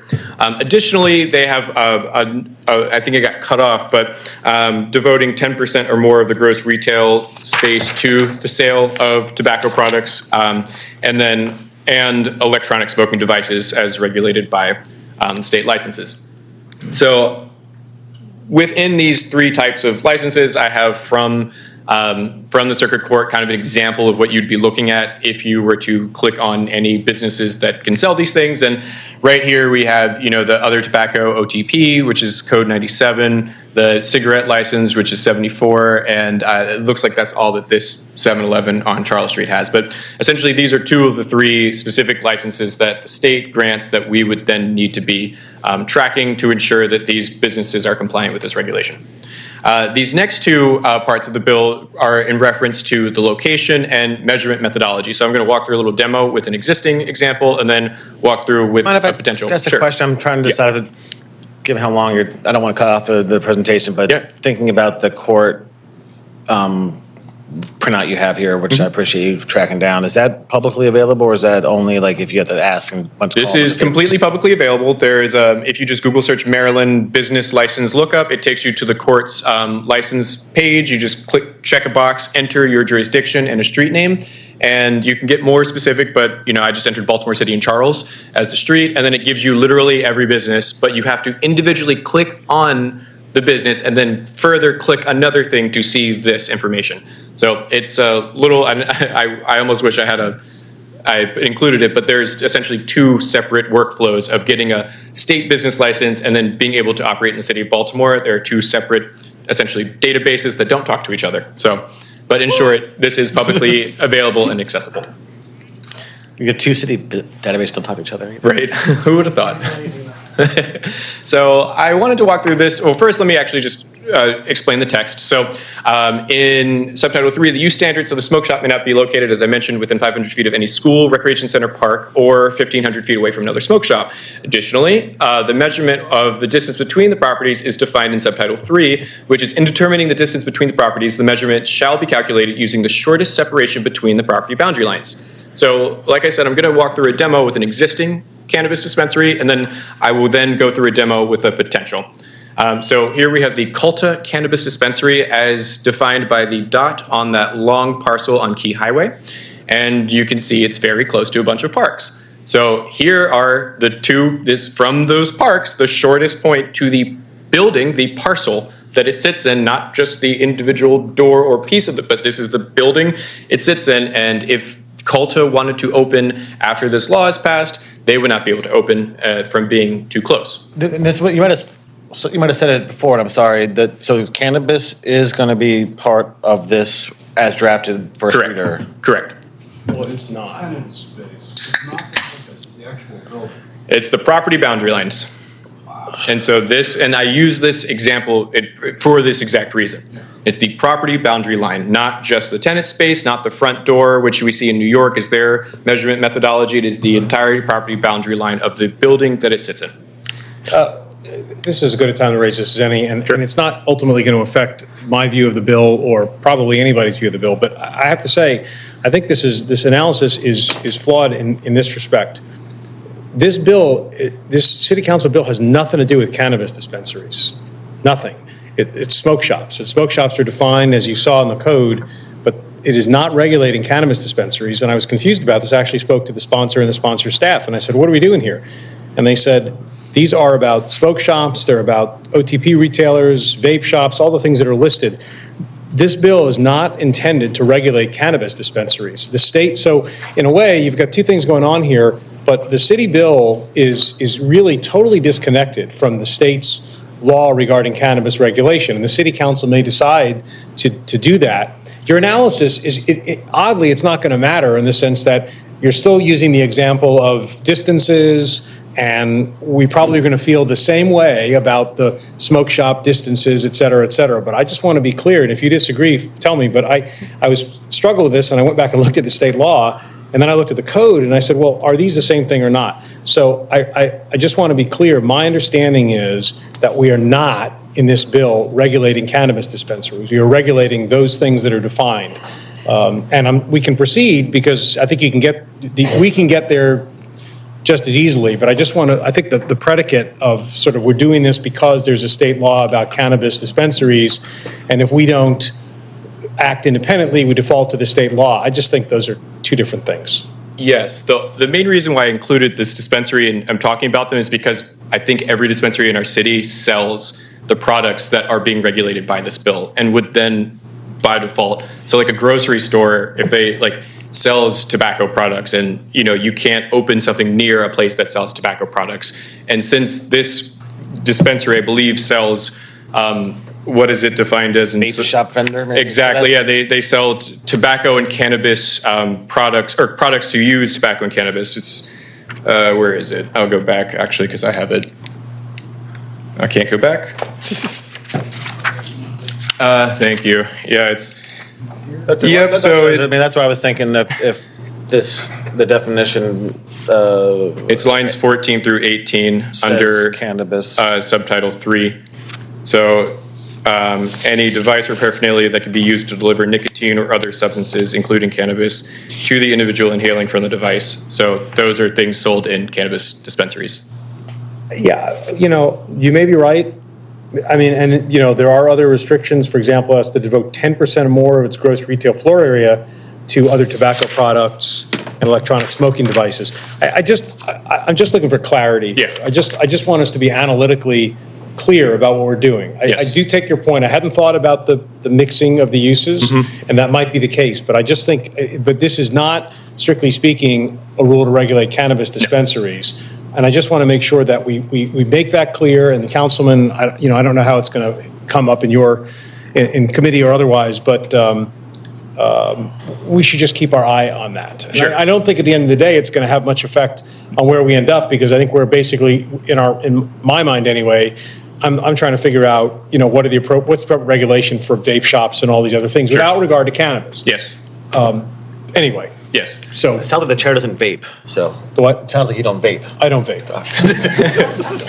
Well, I do have this next example is more aligned with what you're looking at. And so if I continue, my blinker is not.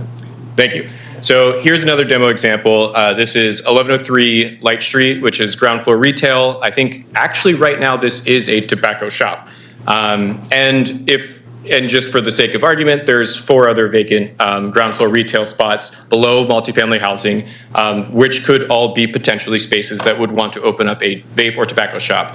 Now, using the rules of our, are you trying? Let's see. Oh, thank you.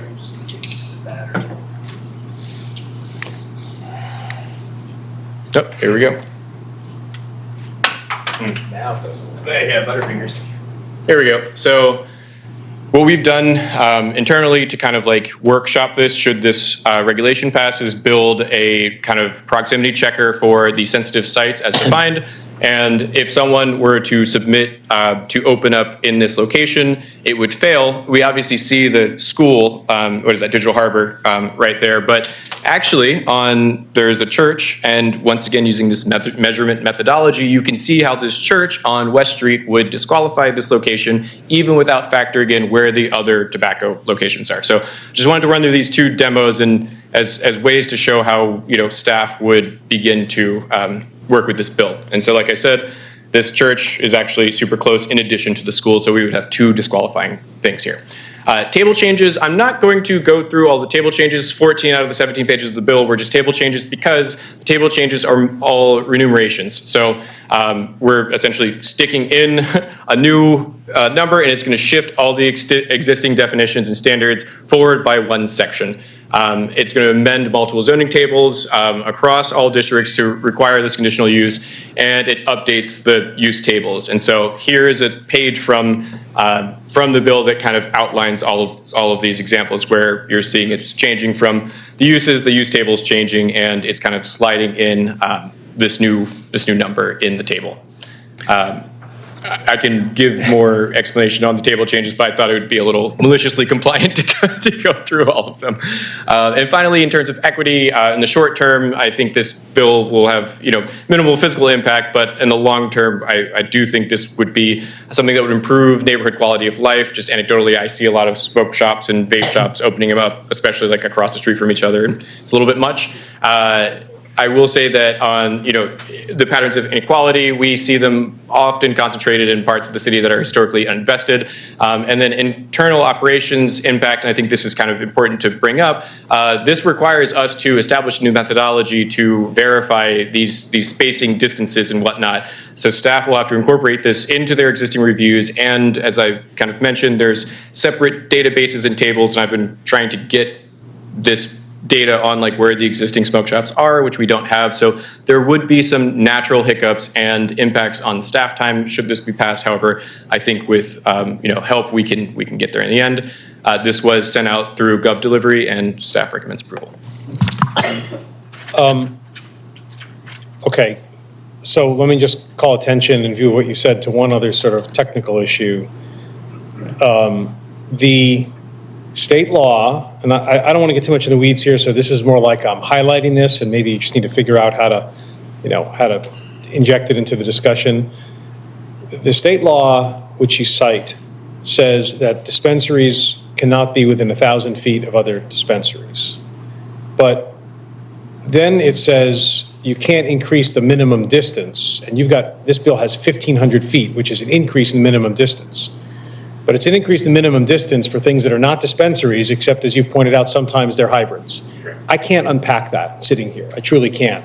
But it needs to be unpacked. We just need to figure out what we're doing here and whether we're focusing on, cannabis or vape shops. And I guess the real question, which I thank you for pointing out, is when you have a hybrid, what is it we're regulating? Which use are we regulating, and how do these state law minimums and maximums apply? And I just think it's not worth our time to try and reason through that today, but I really think you need to do that. Councilman, I'm just mentioning it to you, and I don't know who the right people are, but we want to try and give and maybe the law department has to get involved, and I don't want to take us down a rabbit hole, but all of that is. Just to add one thing, just yesterday morning, MOGR had a meeting with the ATCC to talk a little bit about impacts of this bill. So they're aware from the licensing side and the enforcement side, and even to address some of the concerns that generated the bill in the first place, there are some enforcement things that they're going to recommend at the health department and others. So there is some conversation with the licensors, and so I think those are the folks that do understand how that works out. So they are being engaged.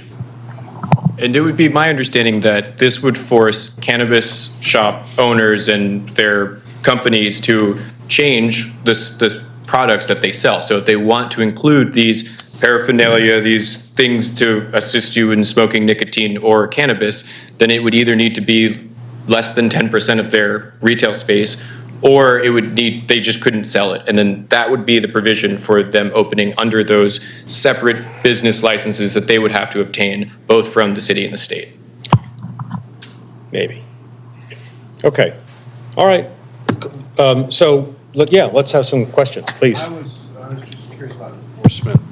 Thank you. What's the agency that's going to go back and measure the percentage of shelving area? Yeah, so in terms of enforcement, that is a very good question. I think it's going to be. I would like to include that in what we send to the council, but let's keep going. Let's go around. Councilman, did you have anything you wanted to say about this? Since we're down. No, just that I'm generally supportive of it. It has a lot to do, again, with some of the neighborhood impacts. I get some of the concerns, or at least some of the differentiation you make in terms of cannabis versus the smoke shops. But again, I understand the intent, and I'm in support. So thank you.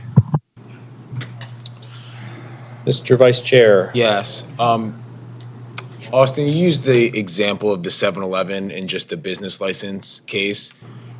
Would we expect 7-Elevens and other convenience stores, Royal Farms, to be affected by this bill?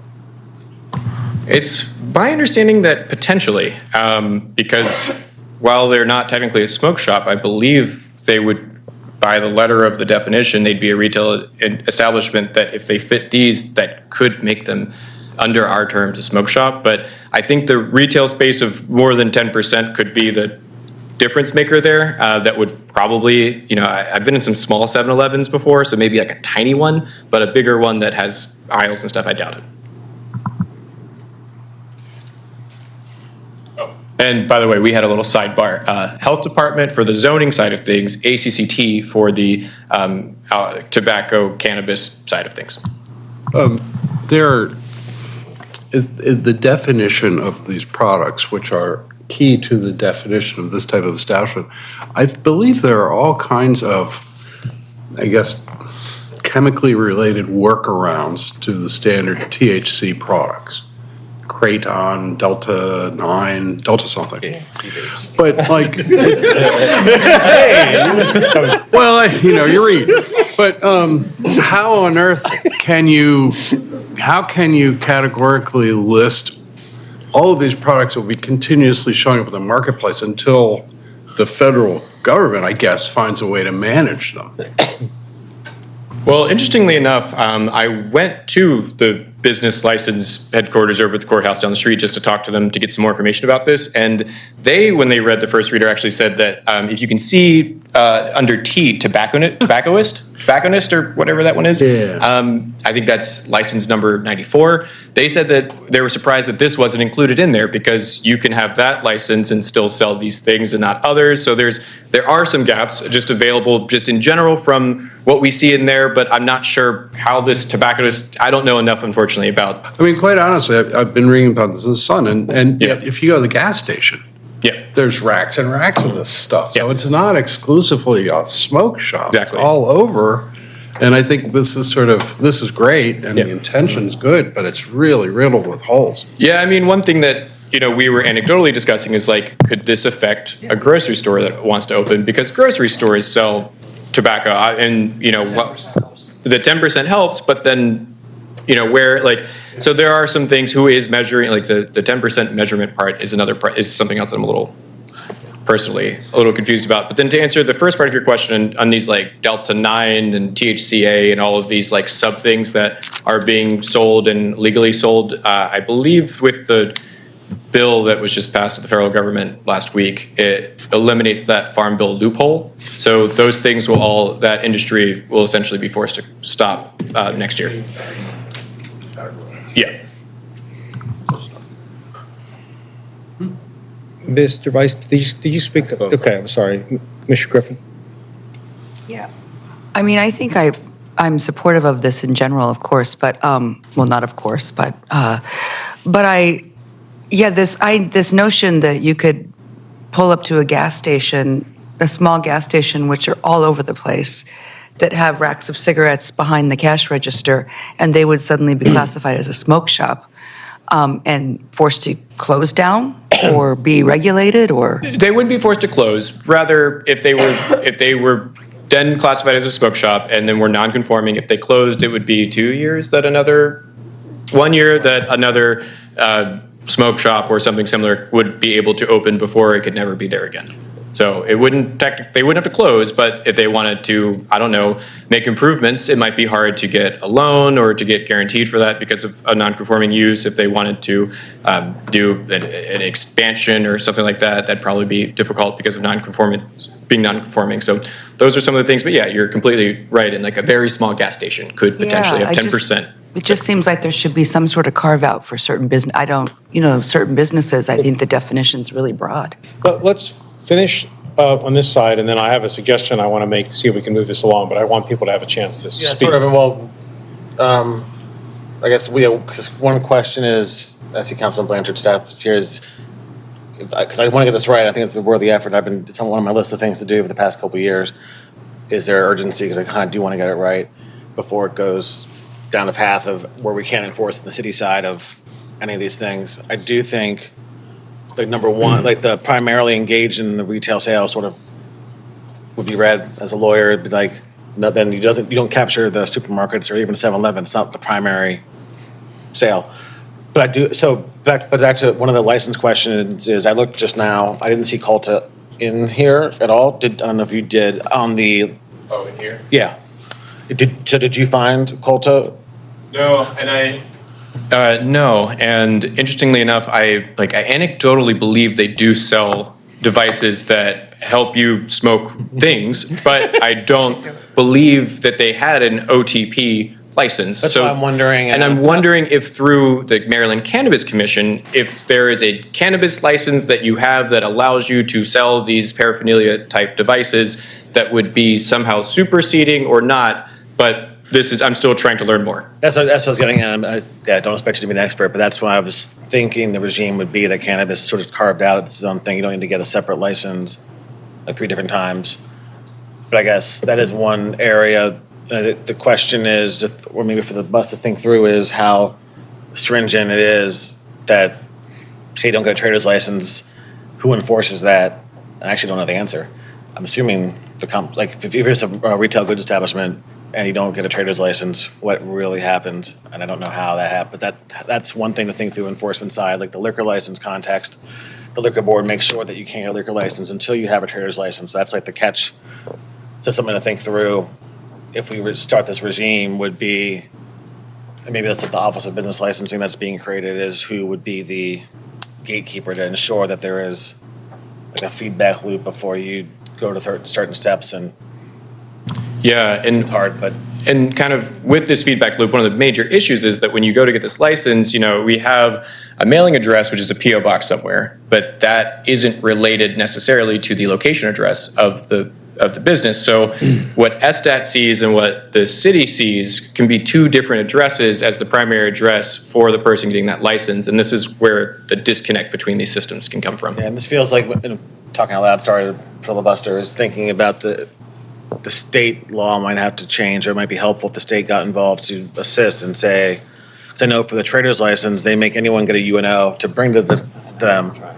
So like that would be the way to say, before you issue any of these 5 licenses at the state level or at the courthouse, you need to show us conditional use approval from the BMZA or whatever, but that requires state coordination.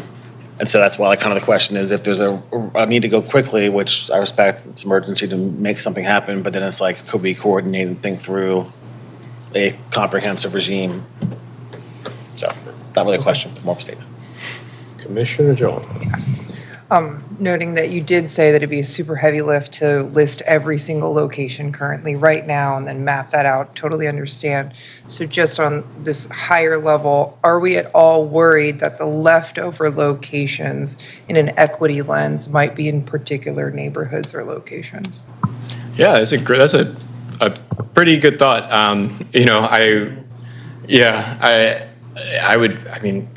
Probably, but like I said, without having locations right now and being able to kind of do the inverse of like where could you open, it's pretty hard to tell. And the missing link is where are all of the current smoke shops. Thank you. Commissioner Allen? I don't have any questions. I'm just find this very interesting. And Eric, you might appreciate this, although this might predate you. It reminds me of almost 30 years ago when we were reviewing where adult entertainment could be allowed. It's not quite that, I don't even have a word for it, but it's very interesting. Okay, so I want to try and bring this to a conclusion. Are you testifying? I'm sorry, you are testifying? Okay, well, let's have you come up. Sorry.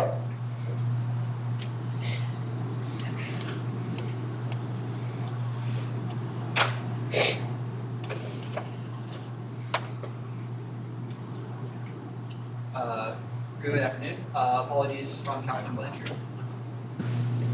There we go. Okay. Good afternoon. Apologies from Councilman Blanchard. He regrets that he couldn't be here. So I'm just going to deliver a statement on his behalf, and I'm also happy to answer questions and hopefully clarify a bit of what's been discussed. So currently we're facing a nationwide crisis of youth vaping on the scale that cigarette smoking saw 50 years ago. And then further on top of that, we've seen bad faith actors in the smoke shop industry marketing to children and illegally distributing synthetic marijuana.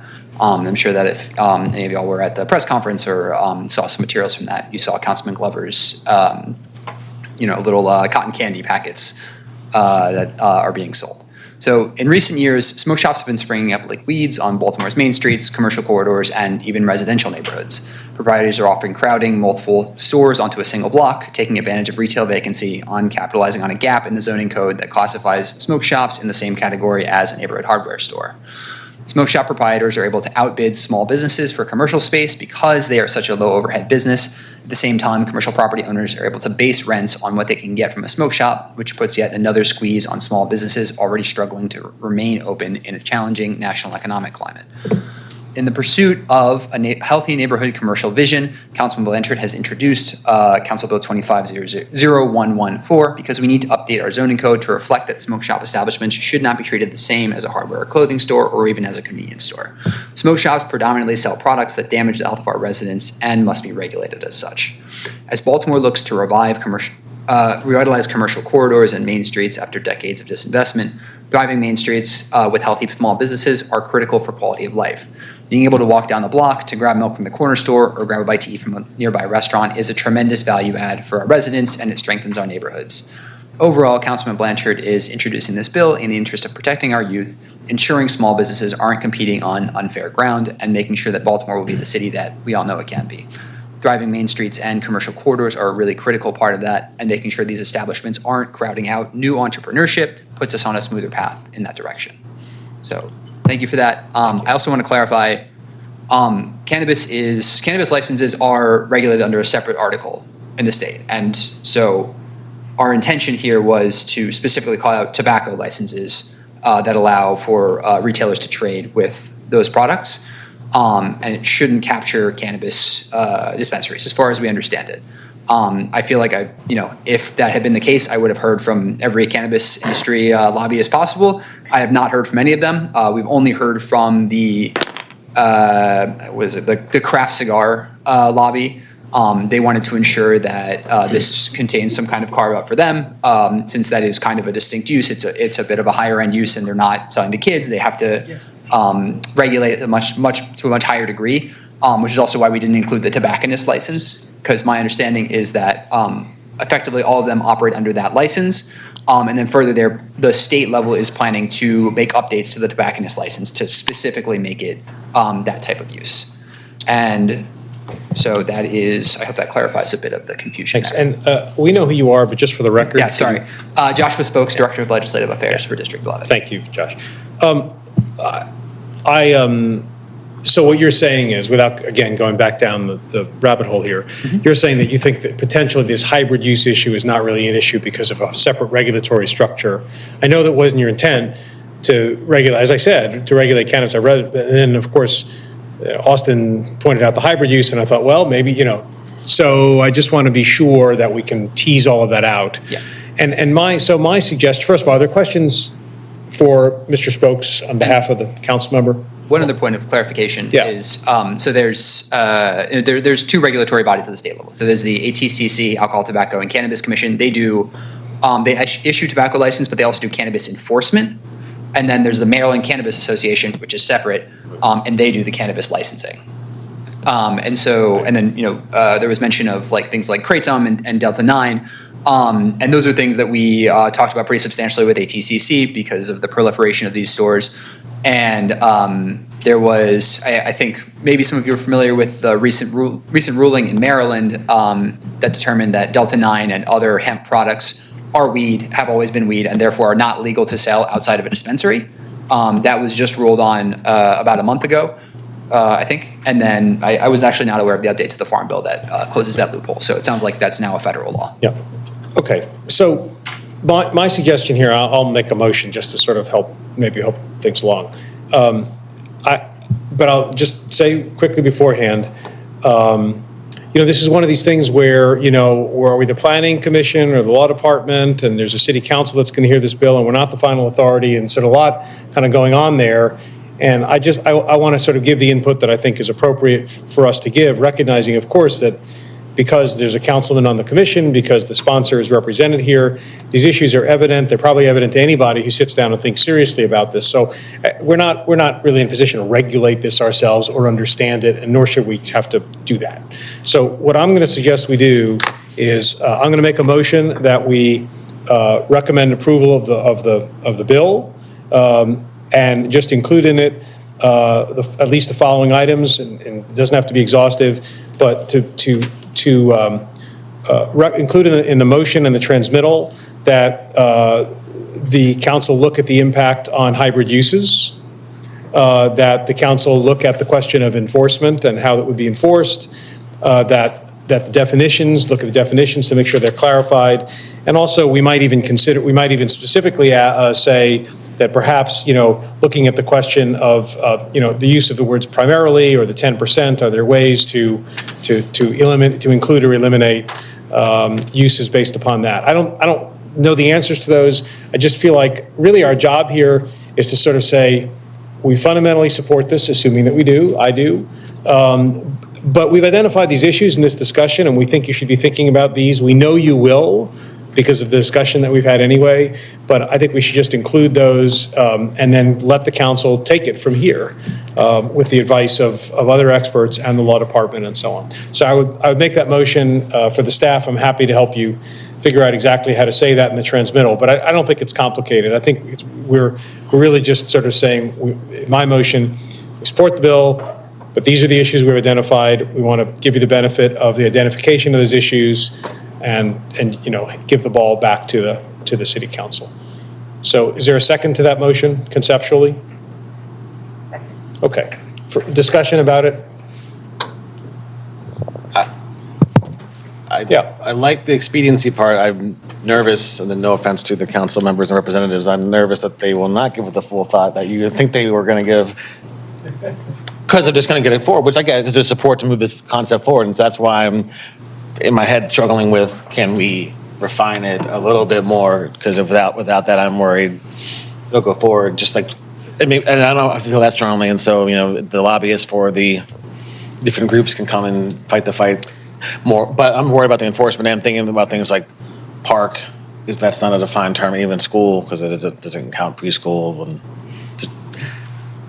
there's lots of things, but I'm not also opposed to the rest of the commission wants to just move on. I'm not trying, let me just say, it's my motion, I'll speak. I'm not trying to punt. I'm just saying, I just don't know how we can really have an influence on that outcome. If the council, the council is going to have to sort this out for itself. And if we spent another hour debating and drafting the 9 things we think they should discuss, I don't know how it changes the legislative process from here. So I'm trying to be practical, but I also think it's been a very good discussion. I think these group of people who are thinking about it have come up with these questions, and you've heard them on behalf of the sponsor, and they're going to be in the record. And to me, that's sufficient. That's all I would say.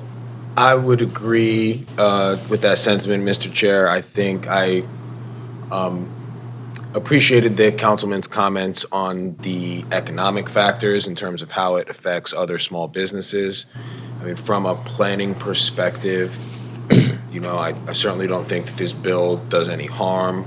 I think that we can make a planning justification for, limiting these types of businesses in our communities. I think the councilman made that. So while there may be other nuance, whether legal or legislative, from a planning perspective, I think we're directionally correct on this. Okay. Further discussion?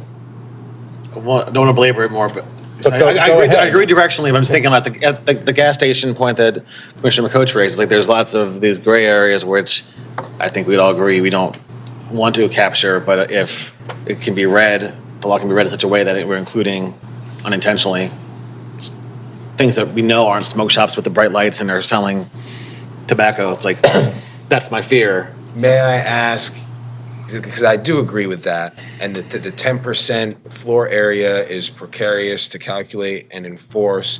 And I agree, doing a number by sales volume could be more representative of what's your primary business versus what's ancillary.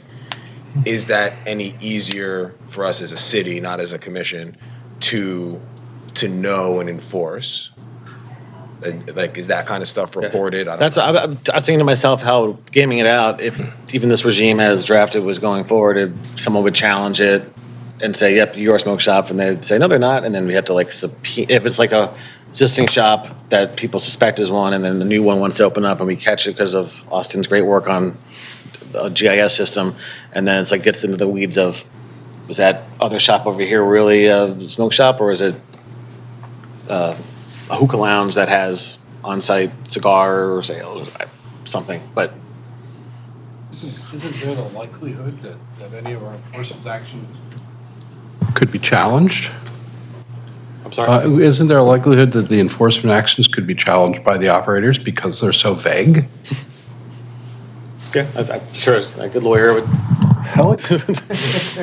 Okay, well, my motion is my motion. I think it was seconded by somebody, was it not? Yes?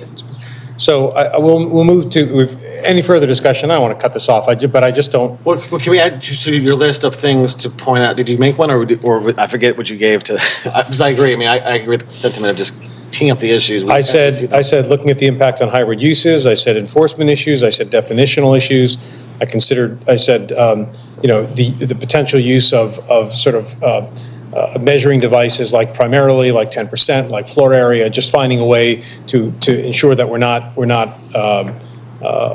not getting at businesses where this is a clearly subordinate use, which is sort of the flip side of that same coin. Those are the ones that I mentioned in what I said earlier. Yeah. So Can I, Of course. friendly amendment? Sure. I guess if that's technically what we have to do, Yeah. to add, because that it says cannabis in the definition, and given sponsors' testimony that there was no intent to include cannabis, but like literally the legislation as drafted, line 17 says including cannabis.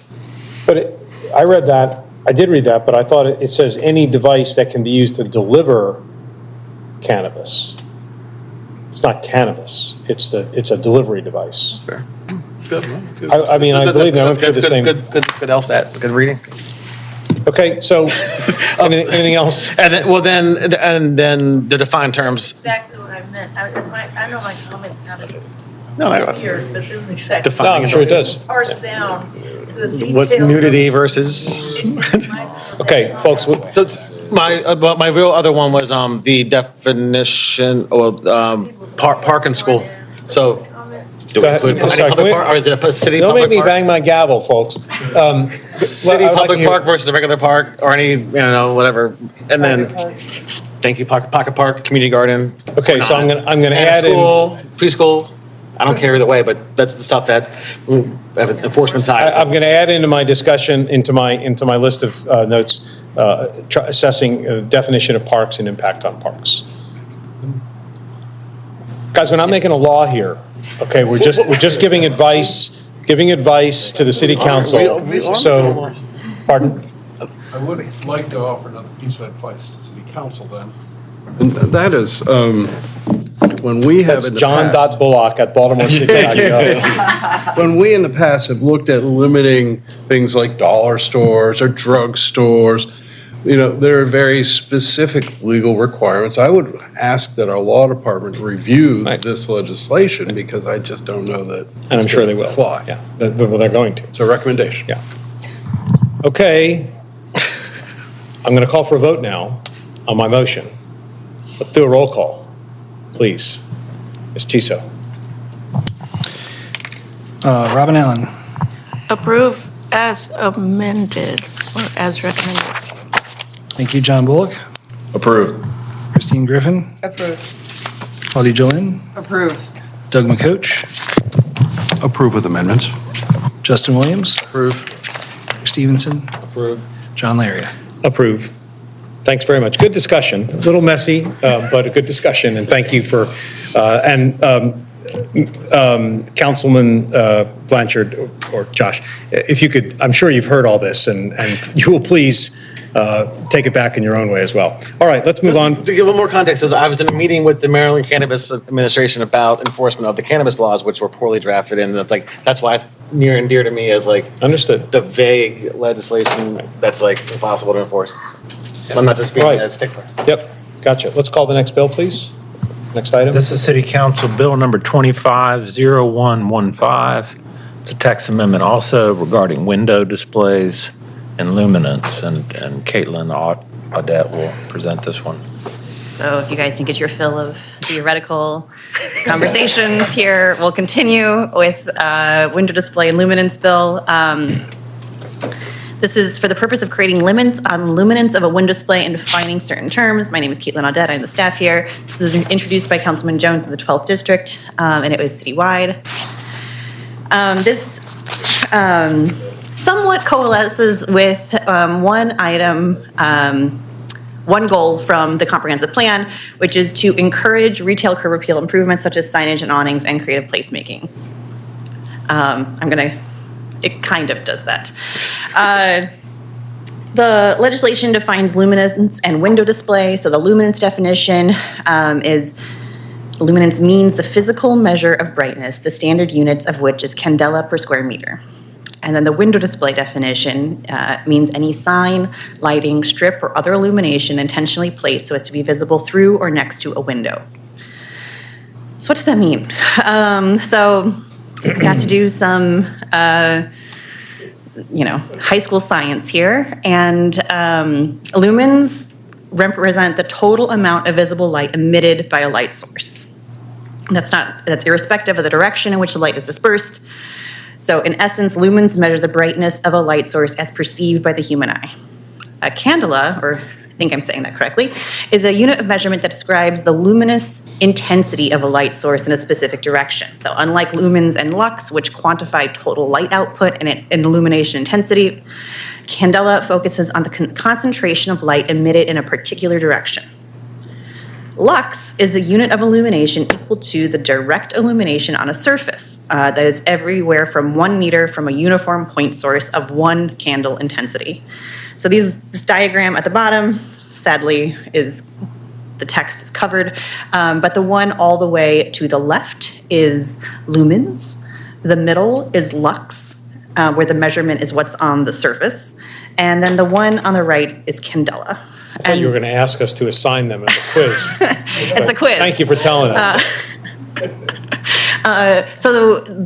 Per the definitions on the previous slide, this would be measured by candela, which is a direct illumination, like intensity in a specific direction, okay?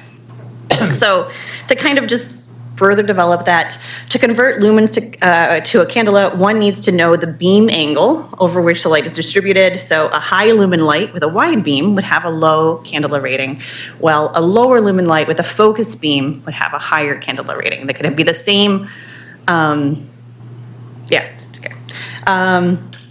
so then this gets to the question of measurement. So how are these measured, right? So lumens are advertised on your light fixture. When you buy a light fixture, it tells you how many lumens are on them.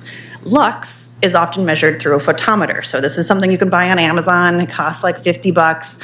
And it measures the light on a surface. Candela is measured by first measuring the lux at a set distance and then converting it to candelas with this formula, or using a specialized calculator, which I could not find for sale. Okay, and then just to kind of say what this is in addition to. So the existing definition that kind of gets to this is window signs. A window sign is a sign that is intended for viewing from the exterior of a building and is either attached to, placed on, or printed on the interior or exterior of a window, attached to, placed on, or printed on a door of the building, or displayed within 12 inches of a window of the building. So that could be on the interior, but 12 inches inside. This does not include painted or mural signs. So then the last piece of the legislation creates requirements for the window display sign type. And this is where that candela conversation comes into play. So it says that daytime luminance, a window display may not exceed 5,000 candelas per meter squared as measured on the brightest diffuse white portion of the display. And then for nighttime luminance between dusk and dawn, a window display may not exceed 500 candelas per meter squared as measured on the brightest diffuse white portion of the display. So these new definitions and restrictions would apply to lighting such as that pictured and is intended to limit brightness of this kind of lighting, right? So you can imagine, this is a picture from New York. I didn't want to pick anything from the city, but we have these throughout the city. So for equity, many communities have shared concerns regarding bright lights at commercial properties, and this bill may address some of those concerns. It's unclear how this bill would address existing patterns of inequity. It's unclear if any engagement has been completed for this bill. And this will impact DHED's code enforcement team and would require additional technology. And I don't know what that technology would be. The notification was sent through GovDelivery. And just to kind of spell out more of the analysis, this doesn't, first of all, this definition, the sign type 17-417 window display already exists. 17-417 is a section that exists in the zoning code right now as window sign. This doesn't have the brackets to delete window sign, so this seems to duplicate that. So that's a concern. The use of candelas as the measuring tool for this requirement is a concern. So it's staff's belief that this could be better located under Section 7, Subtitle 2, Placement, Design, and Construction, which would get at what it seems the goal of this legislation is for. And we need to clarify if the candela per meter squared is the best method for measurement, or if we should be looking at lumens.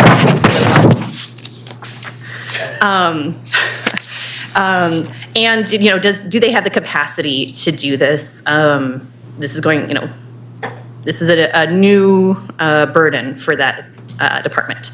So the recommendation is approval. Again, theoretically, it's fine to have limitations on the brightness of lights, but this should be moved to the more appropriate section and clarify, again, is candela the right thing, and does DHCD have the capacity to pursue this? So, any questions? Yeah. You know, what does the staff recommend we do? I mean, do you have a recommendation?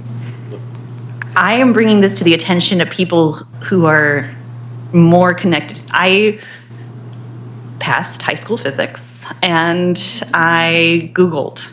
I think that there has to be somebody else in city government who can say what housing is best at measuring and what is more appropriate. So my thought is I am recommending that this is not the right answer and that they should do further thought.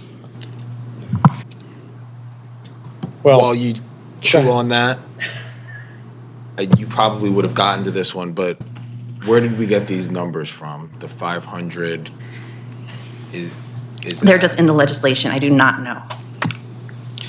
Okay.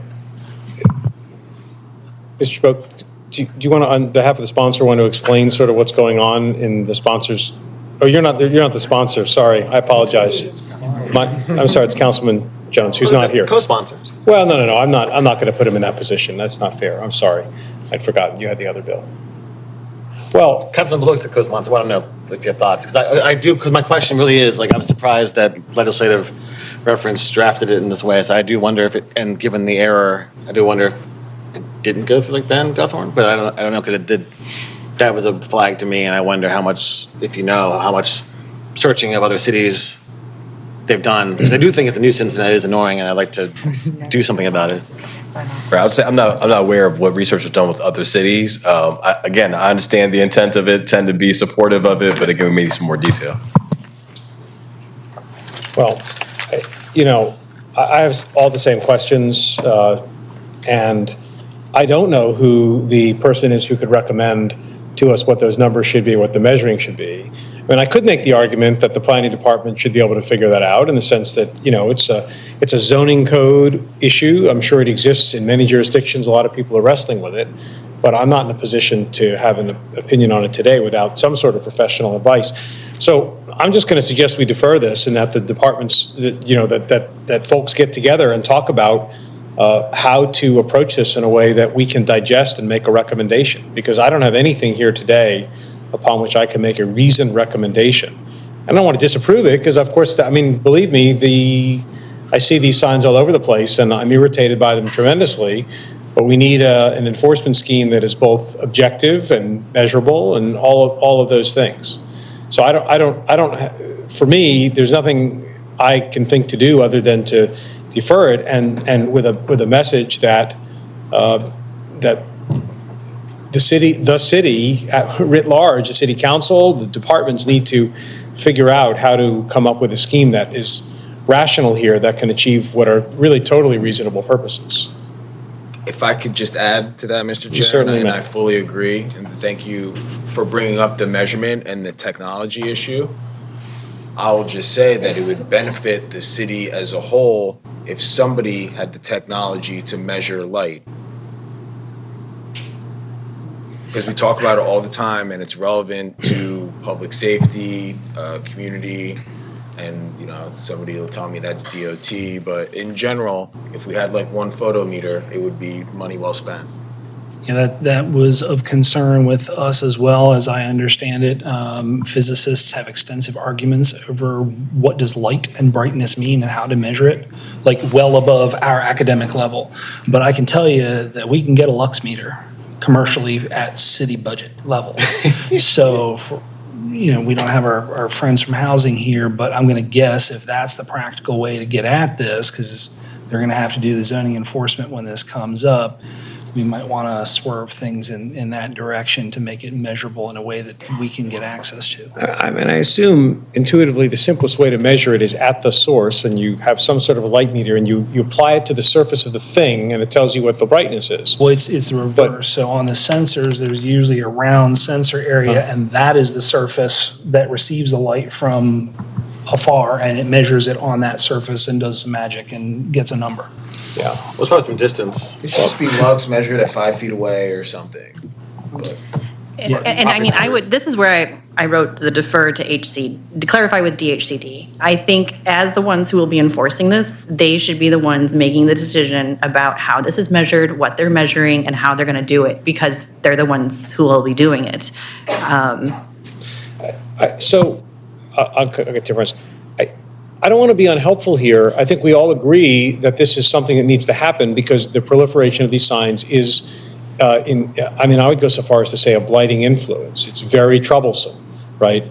So I think I would ask the department, over which we have some say, to engage actively with other partners at the city to try and figure out if there's a solution. I'm not suggesting that you should figure out what the number is, but we want to be proactive. We're just saying we don't have enough information upon which to make a reasoned decision. And that's the message I want to send, not the Planning Commission is either disinterested or didn't want to deal with it. Mr. McCoach. I think this obsession with the numbers is actually going in the wrong direction. I think this is almost, when everyone thinks about these things, it's an aesthetic issue. Everyone's like, I don't like the looks of those. Those things hurt my eyes. I think that I view this as similar to HCD's management of signs. Your microphone. Of signs in window displays, which are illegal and you're not allowed to do, and HCD manages that. And so I think it's all well and good to establish a level of luminosity or lux, but at the end of the day, it's really that these things, just like, say, sodium vapor lights are prohibited in certain places.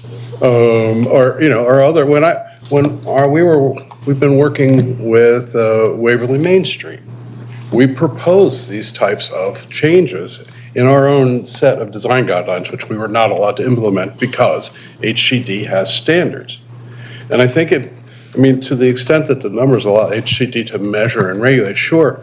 But I think it's also, I think we don't need to have numbers to know when we don't like signs in windows, and we don't like other aspects of a storefront. So I think let's buy a lux meter, but at the end of the day, it's not about the numbers for me. It's about the aesthetic impact walking down that street. And if you're going to make a great community shopping area, this is not the kind of. As I understand, I want to be, just since we're talking about it, and someone can verify this, but I think what we have now is we have something called a window sign, and it basically means, and I don't mean to be cute, a sign in a window, and there's some subtleties, like it can be 4 inches away from them, but basically, the signs we got all these different things, roof signs, building signs, you probably have seen all these at one time or another, and it's just simply a window sign is a sign that is hanging in a window. And then I guess the problem is without something that talks about lighted versus unlighted window signs, all you have is the concept of a window sign. The definition does say window sign does not include a painted/mural sign. I'm not sure why that exclusion is necessary, but that's what it says. So, it's whenever the code was drafted, I guess no one got to the point of thinking, do we feel differently about lighted window signs versus, is that a special subcategory that should be regulated differently in some fashion? Mm-hmm. And I suppose you could say that you could have a window sign, but a window sign may not be lighted. I mean, I'm not saying that that's the right thing to do, but in terms of drafting something that is clear and enforceable that doesn't involve light meters, you could do that. And maybe folks want to consider that. But that's, I think, the mission that we have to send people on to try and figure out if there's a way to solve this. And again, I think it comes back to this question of what is the value, I don't want to get philosophical, what is the value added of what we can do at this commission? We're not going to sit here and draft the ordinance. Eventually, we can have comments on specific aspects of it. But at some fundamental level, our job is to say, good idea, but we need to think about this more. Someone needs to take more time to make some sense of this. And I think that's actually the most valuable thing we can do today. So, which is why I think deferral is appropriate. Let's just have one more set if people want to say something, and then we can conclude. Anybody? Didn't we have an instance with one of the electronic billboards where there was a complaint about it being too bright, and we addressed that, I believe, or it was addressed? So it was not addressed? Yeah, so So what can we learn from that incident that might inform this process? Real. Yeah, so there was one of the electronic billboards along Pratt Street is visible from GSA or from the federal building. And they were not aware, despite the robust outreach that was completed by some of our commissioners.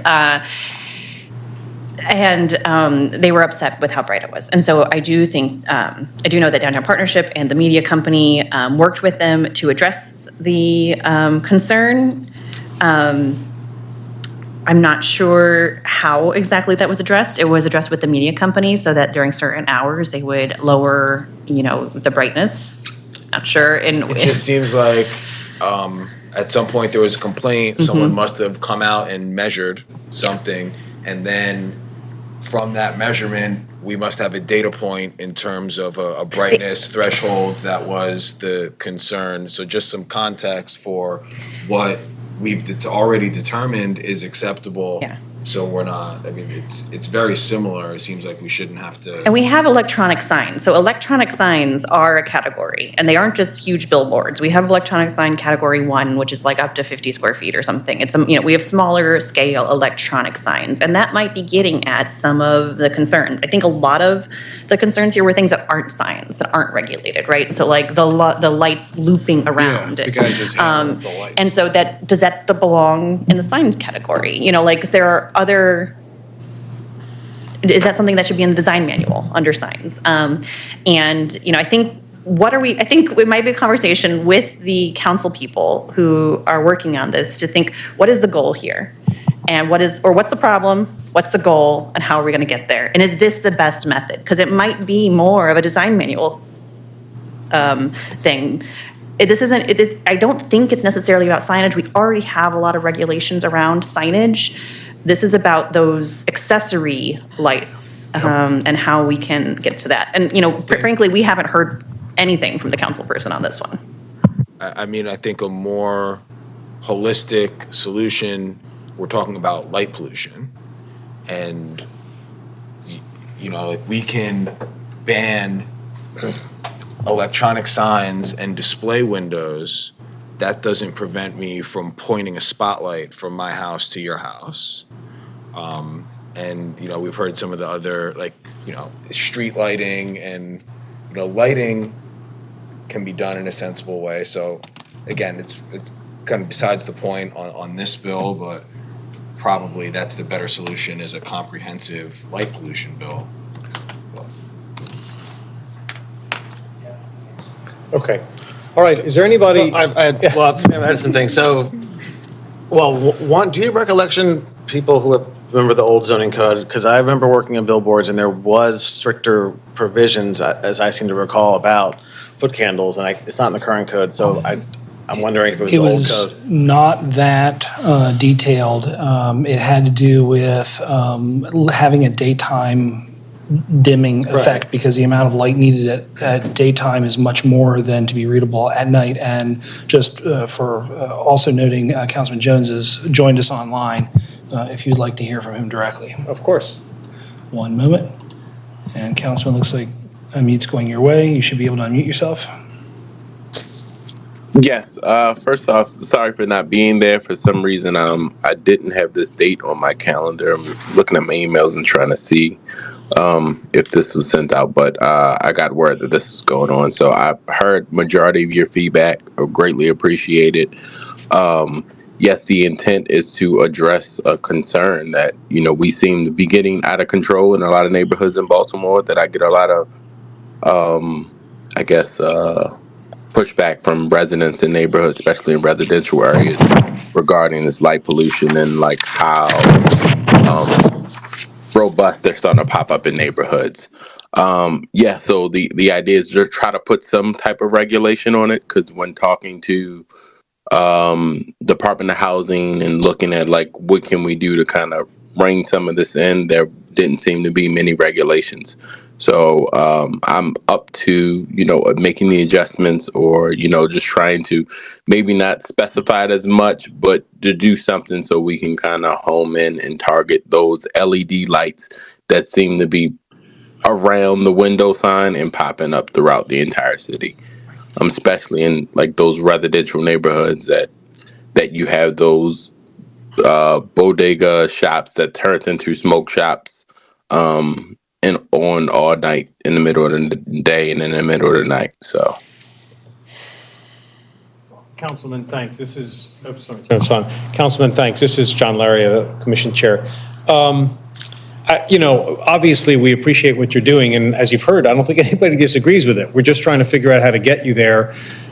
Would you be amenable to the idea of trying to convene some sort of, interagency or, multifaceted work group to figure out what the best practices are, to come up with different ways to combat this? Because maybe it's brightness, maybe it's not, and maybe if it's brightness, it's a different type of brightness. So we want to work with you, but I think you can see us struggling with how to do that in a way that is, enforceable and commercially reasonable, but also achieves the goals you're trying to achieve.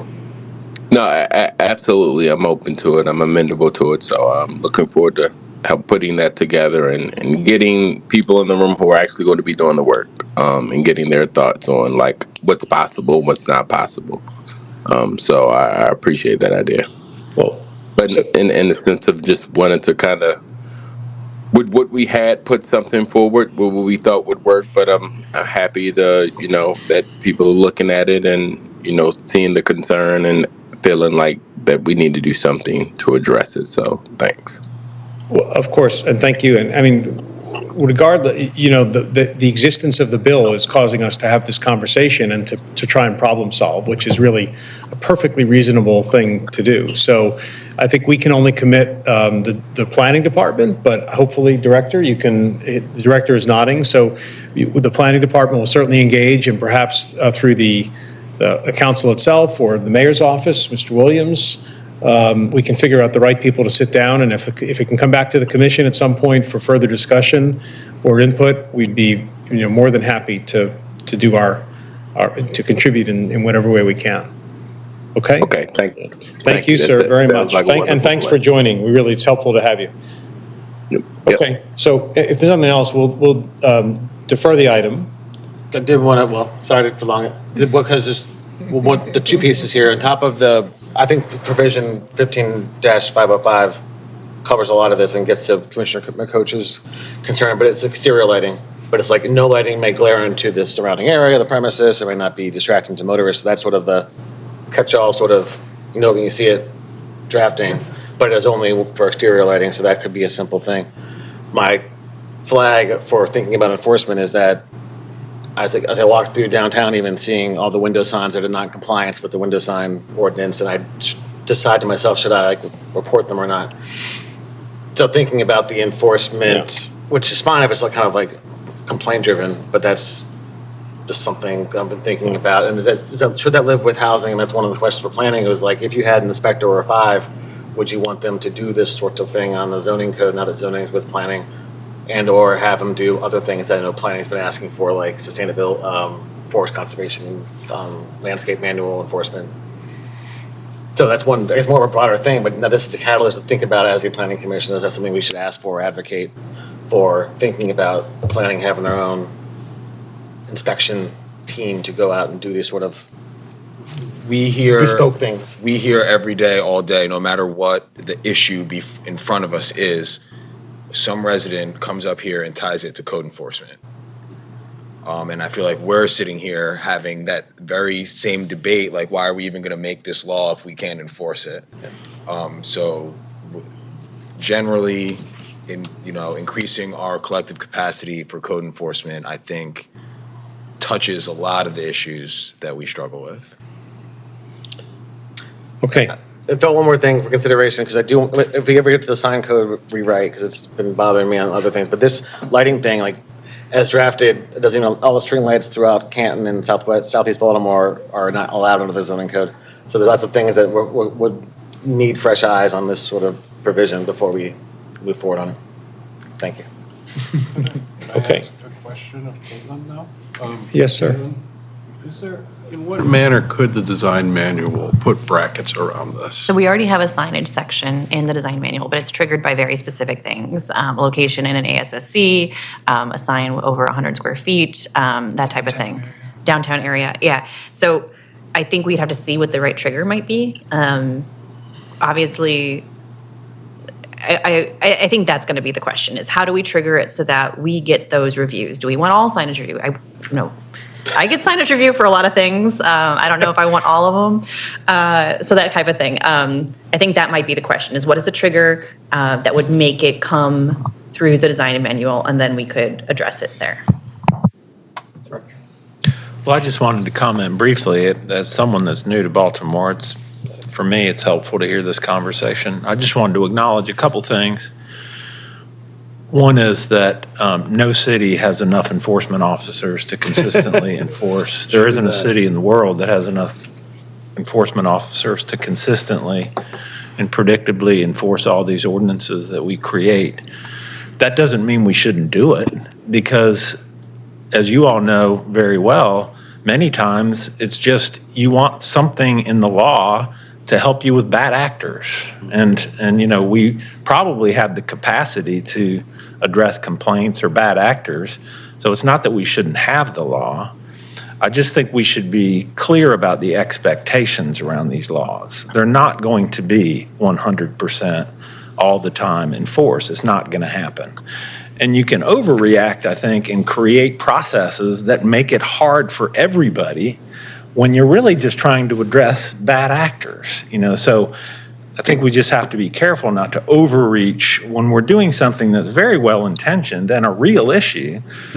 But just let's deal with the real world as we seek to address what are real issues in neighborhoods, but tend to be things we could address as we can because they're problems.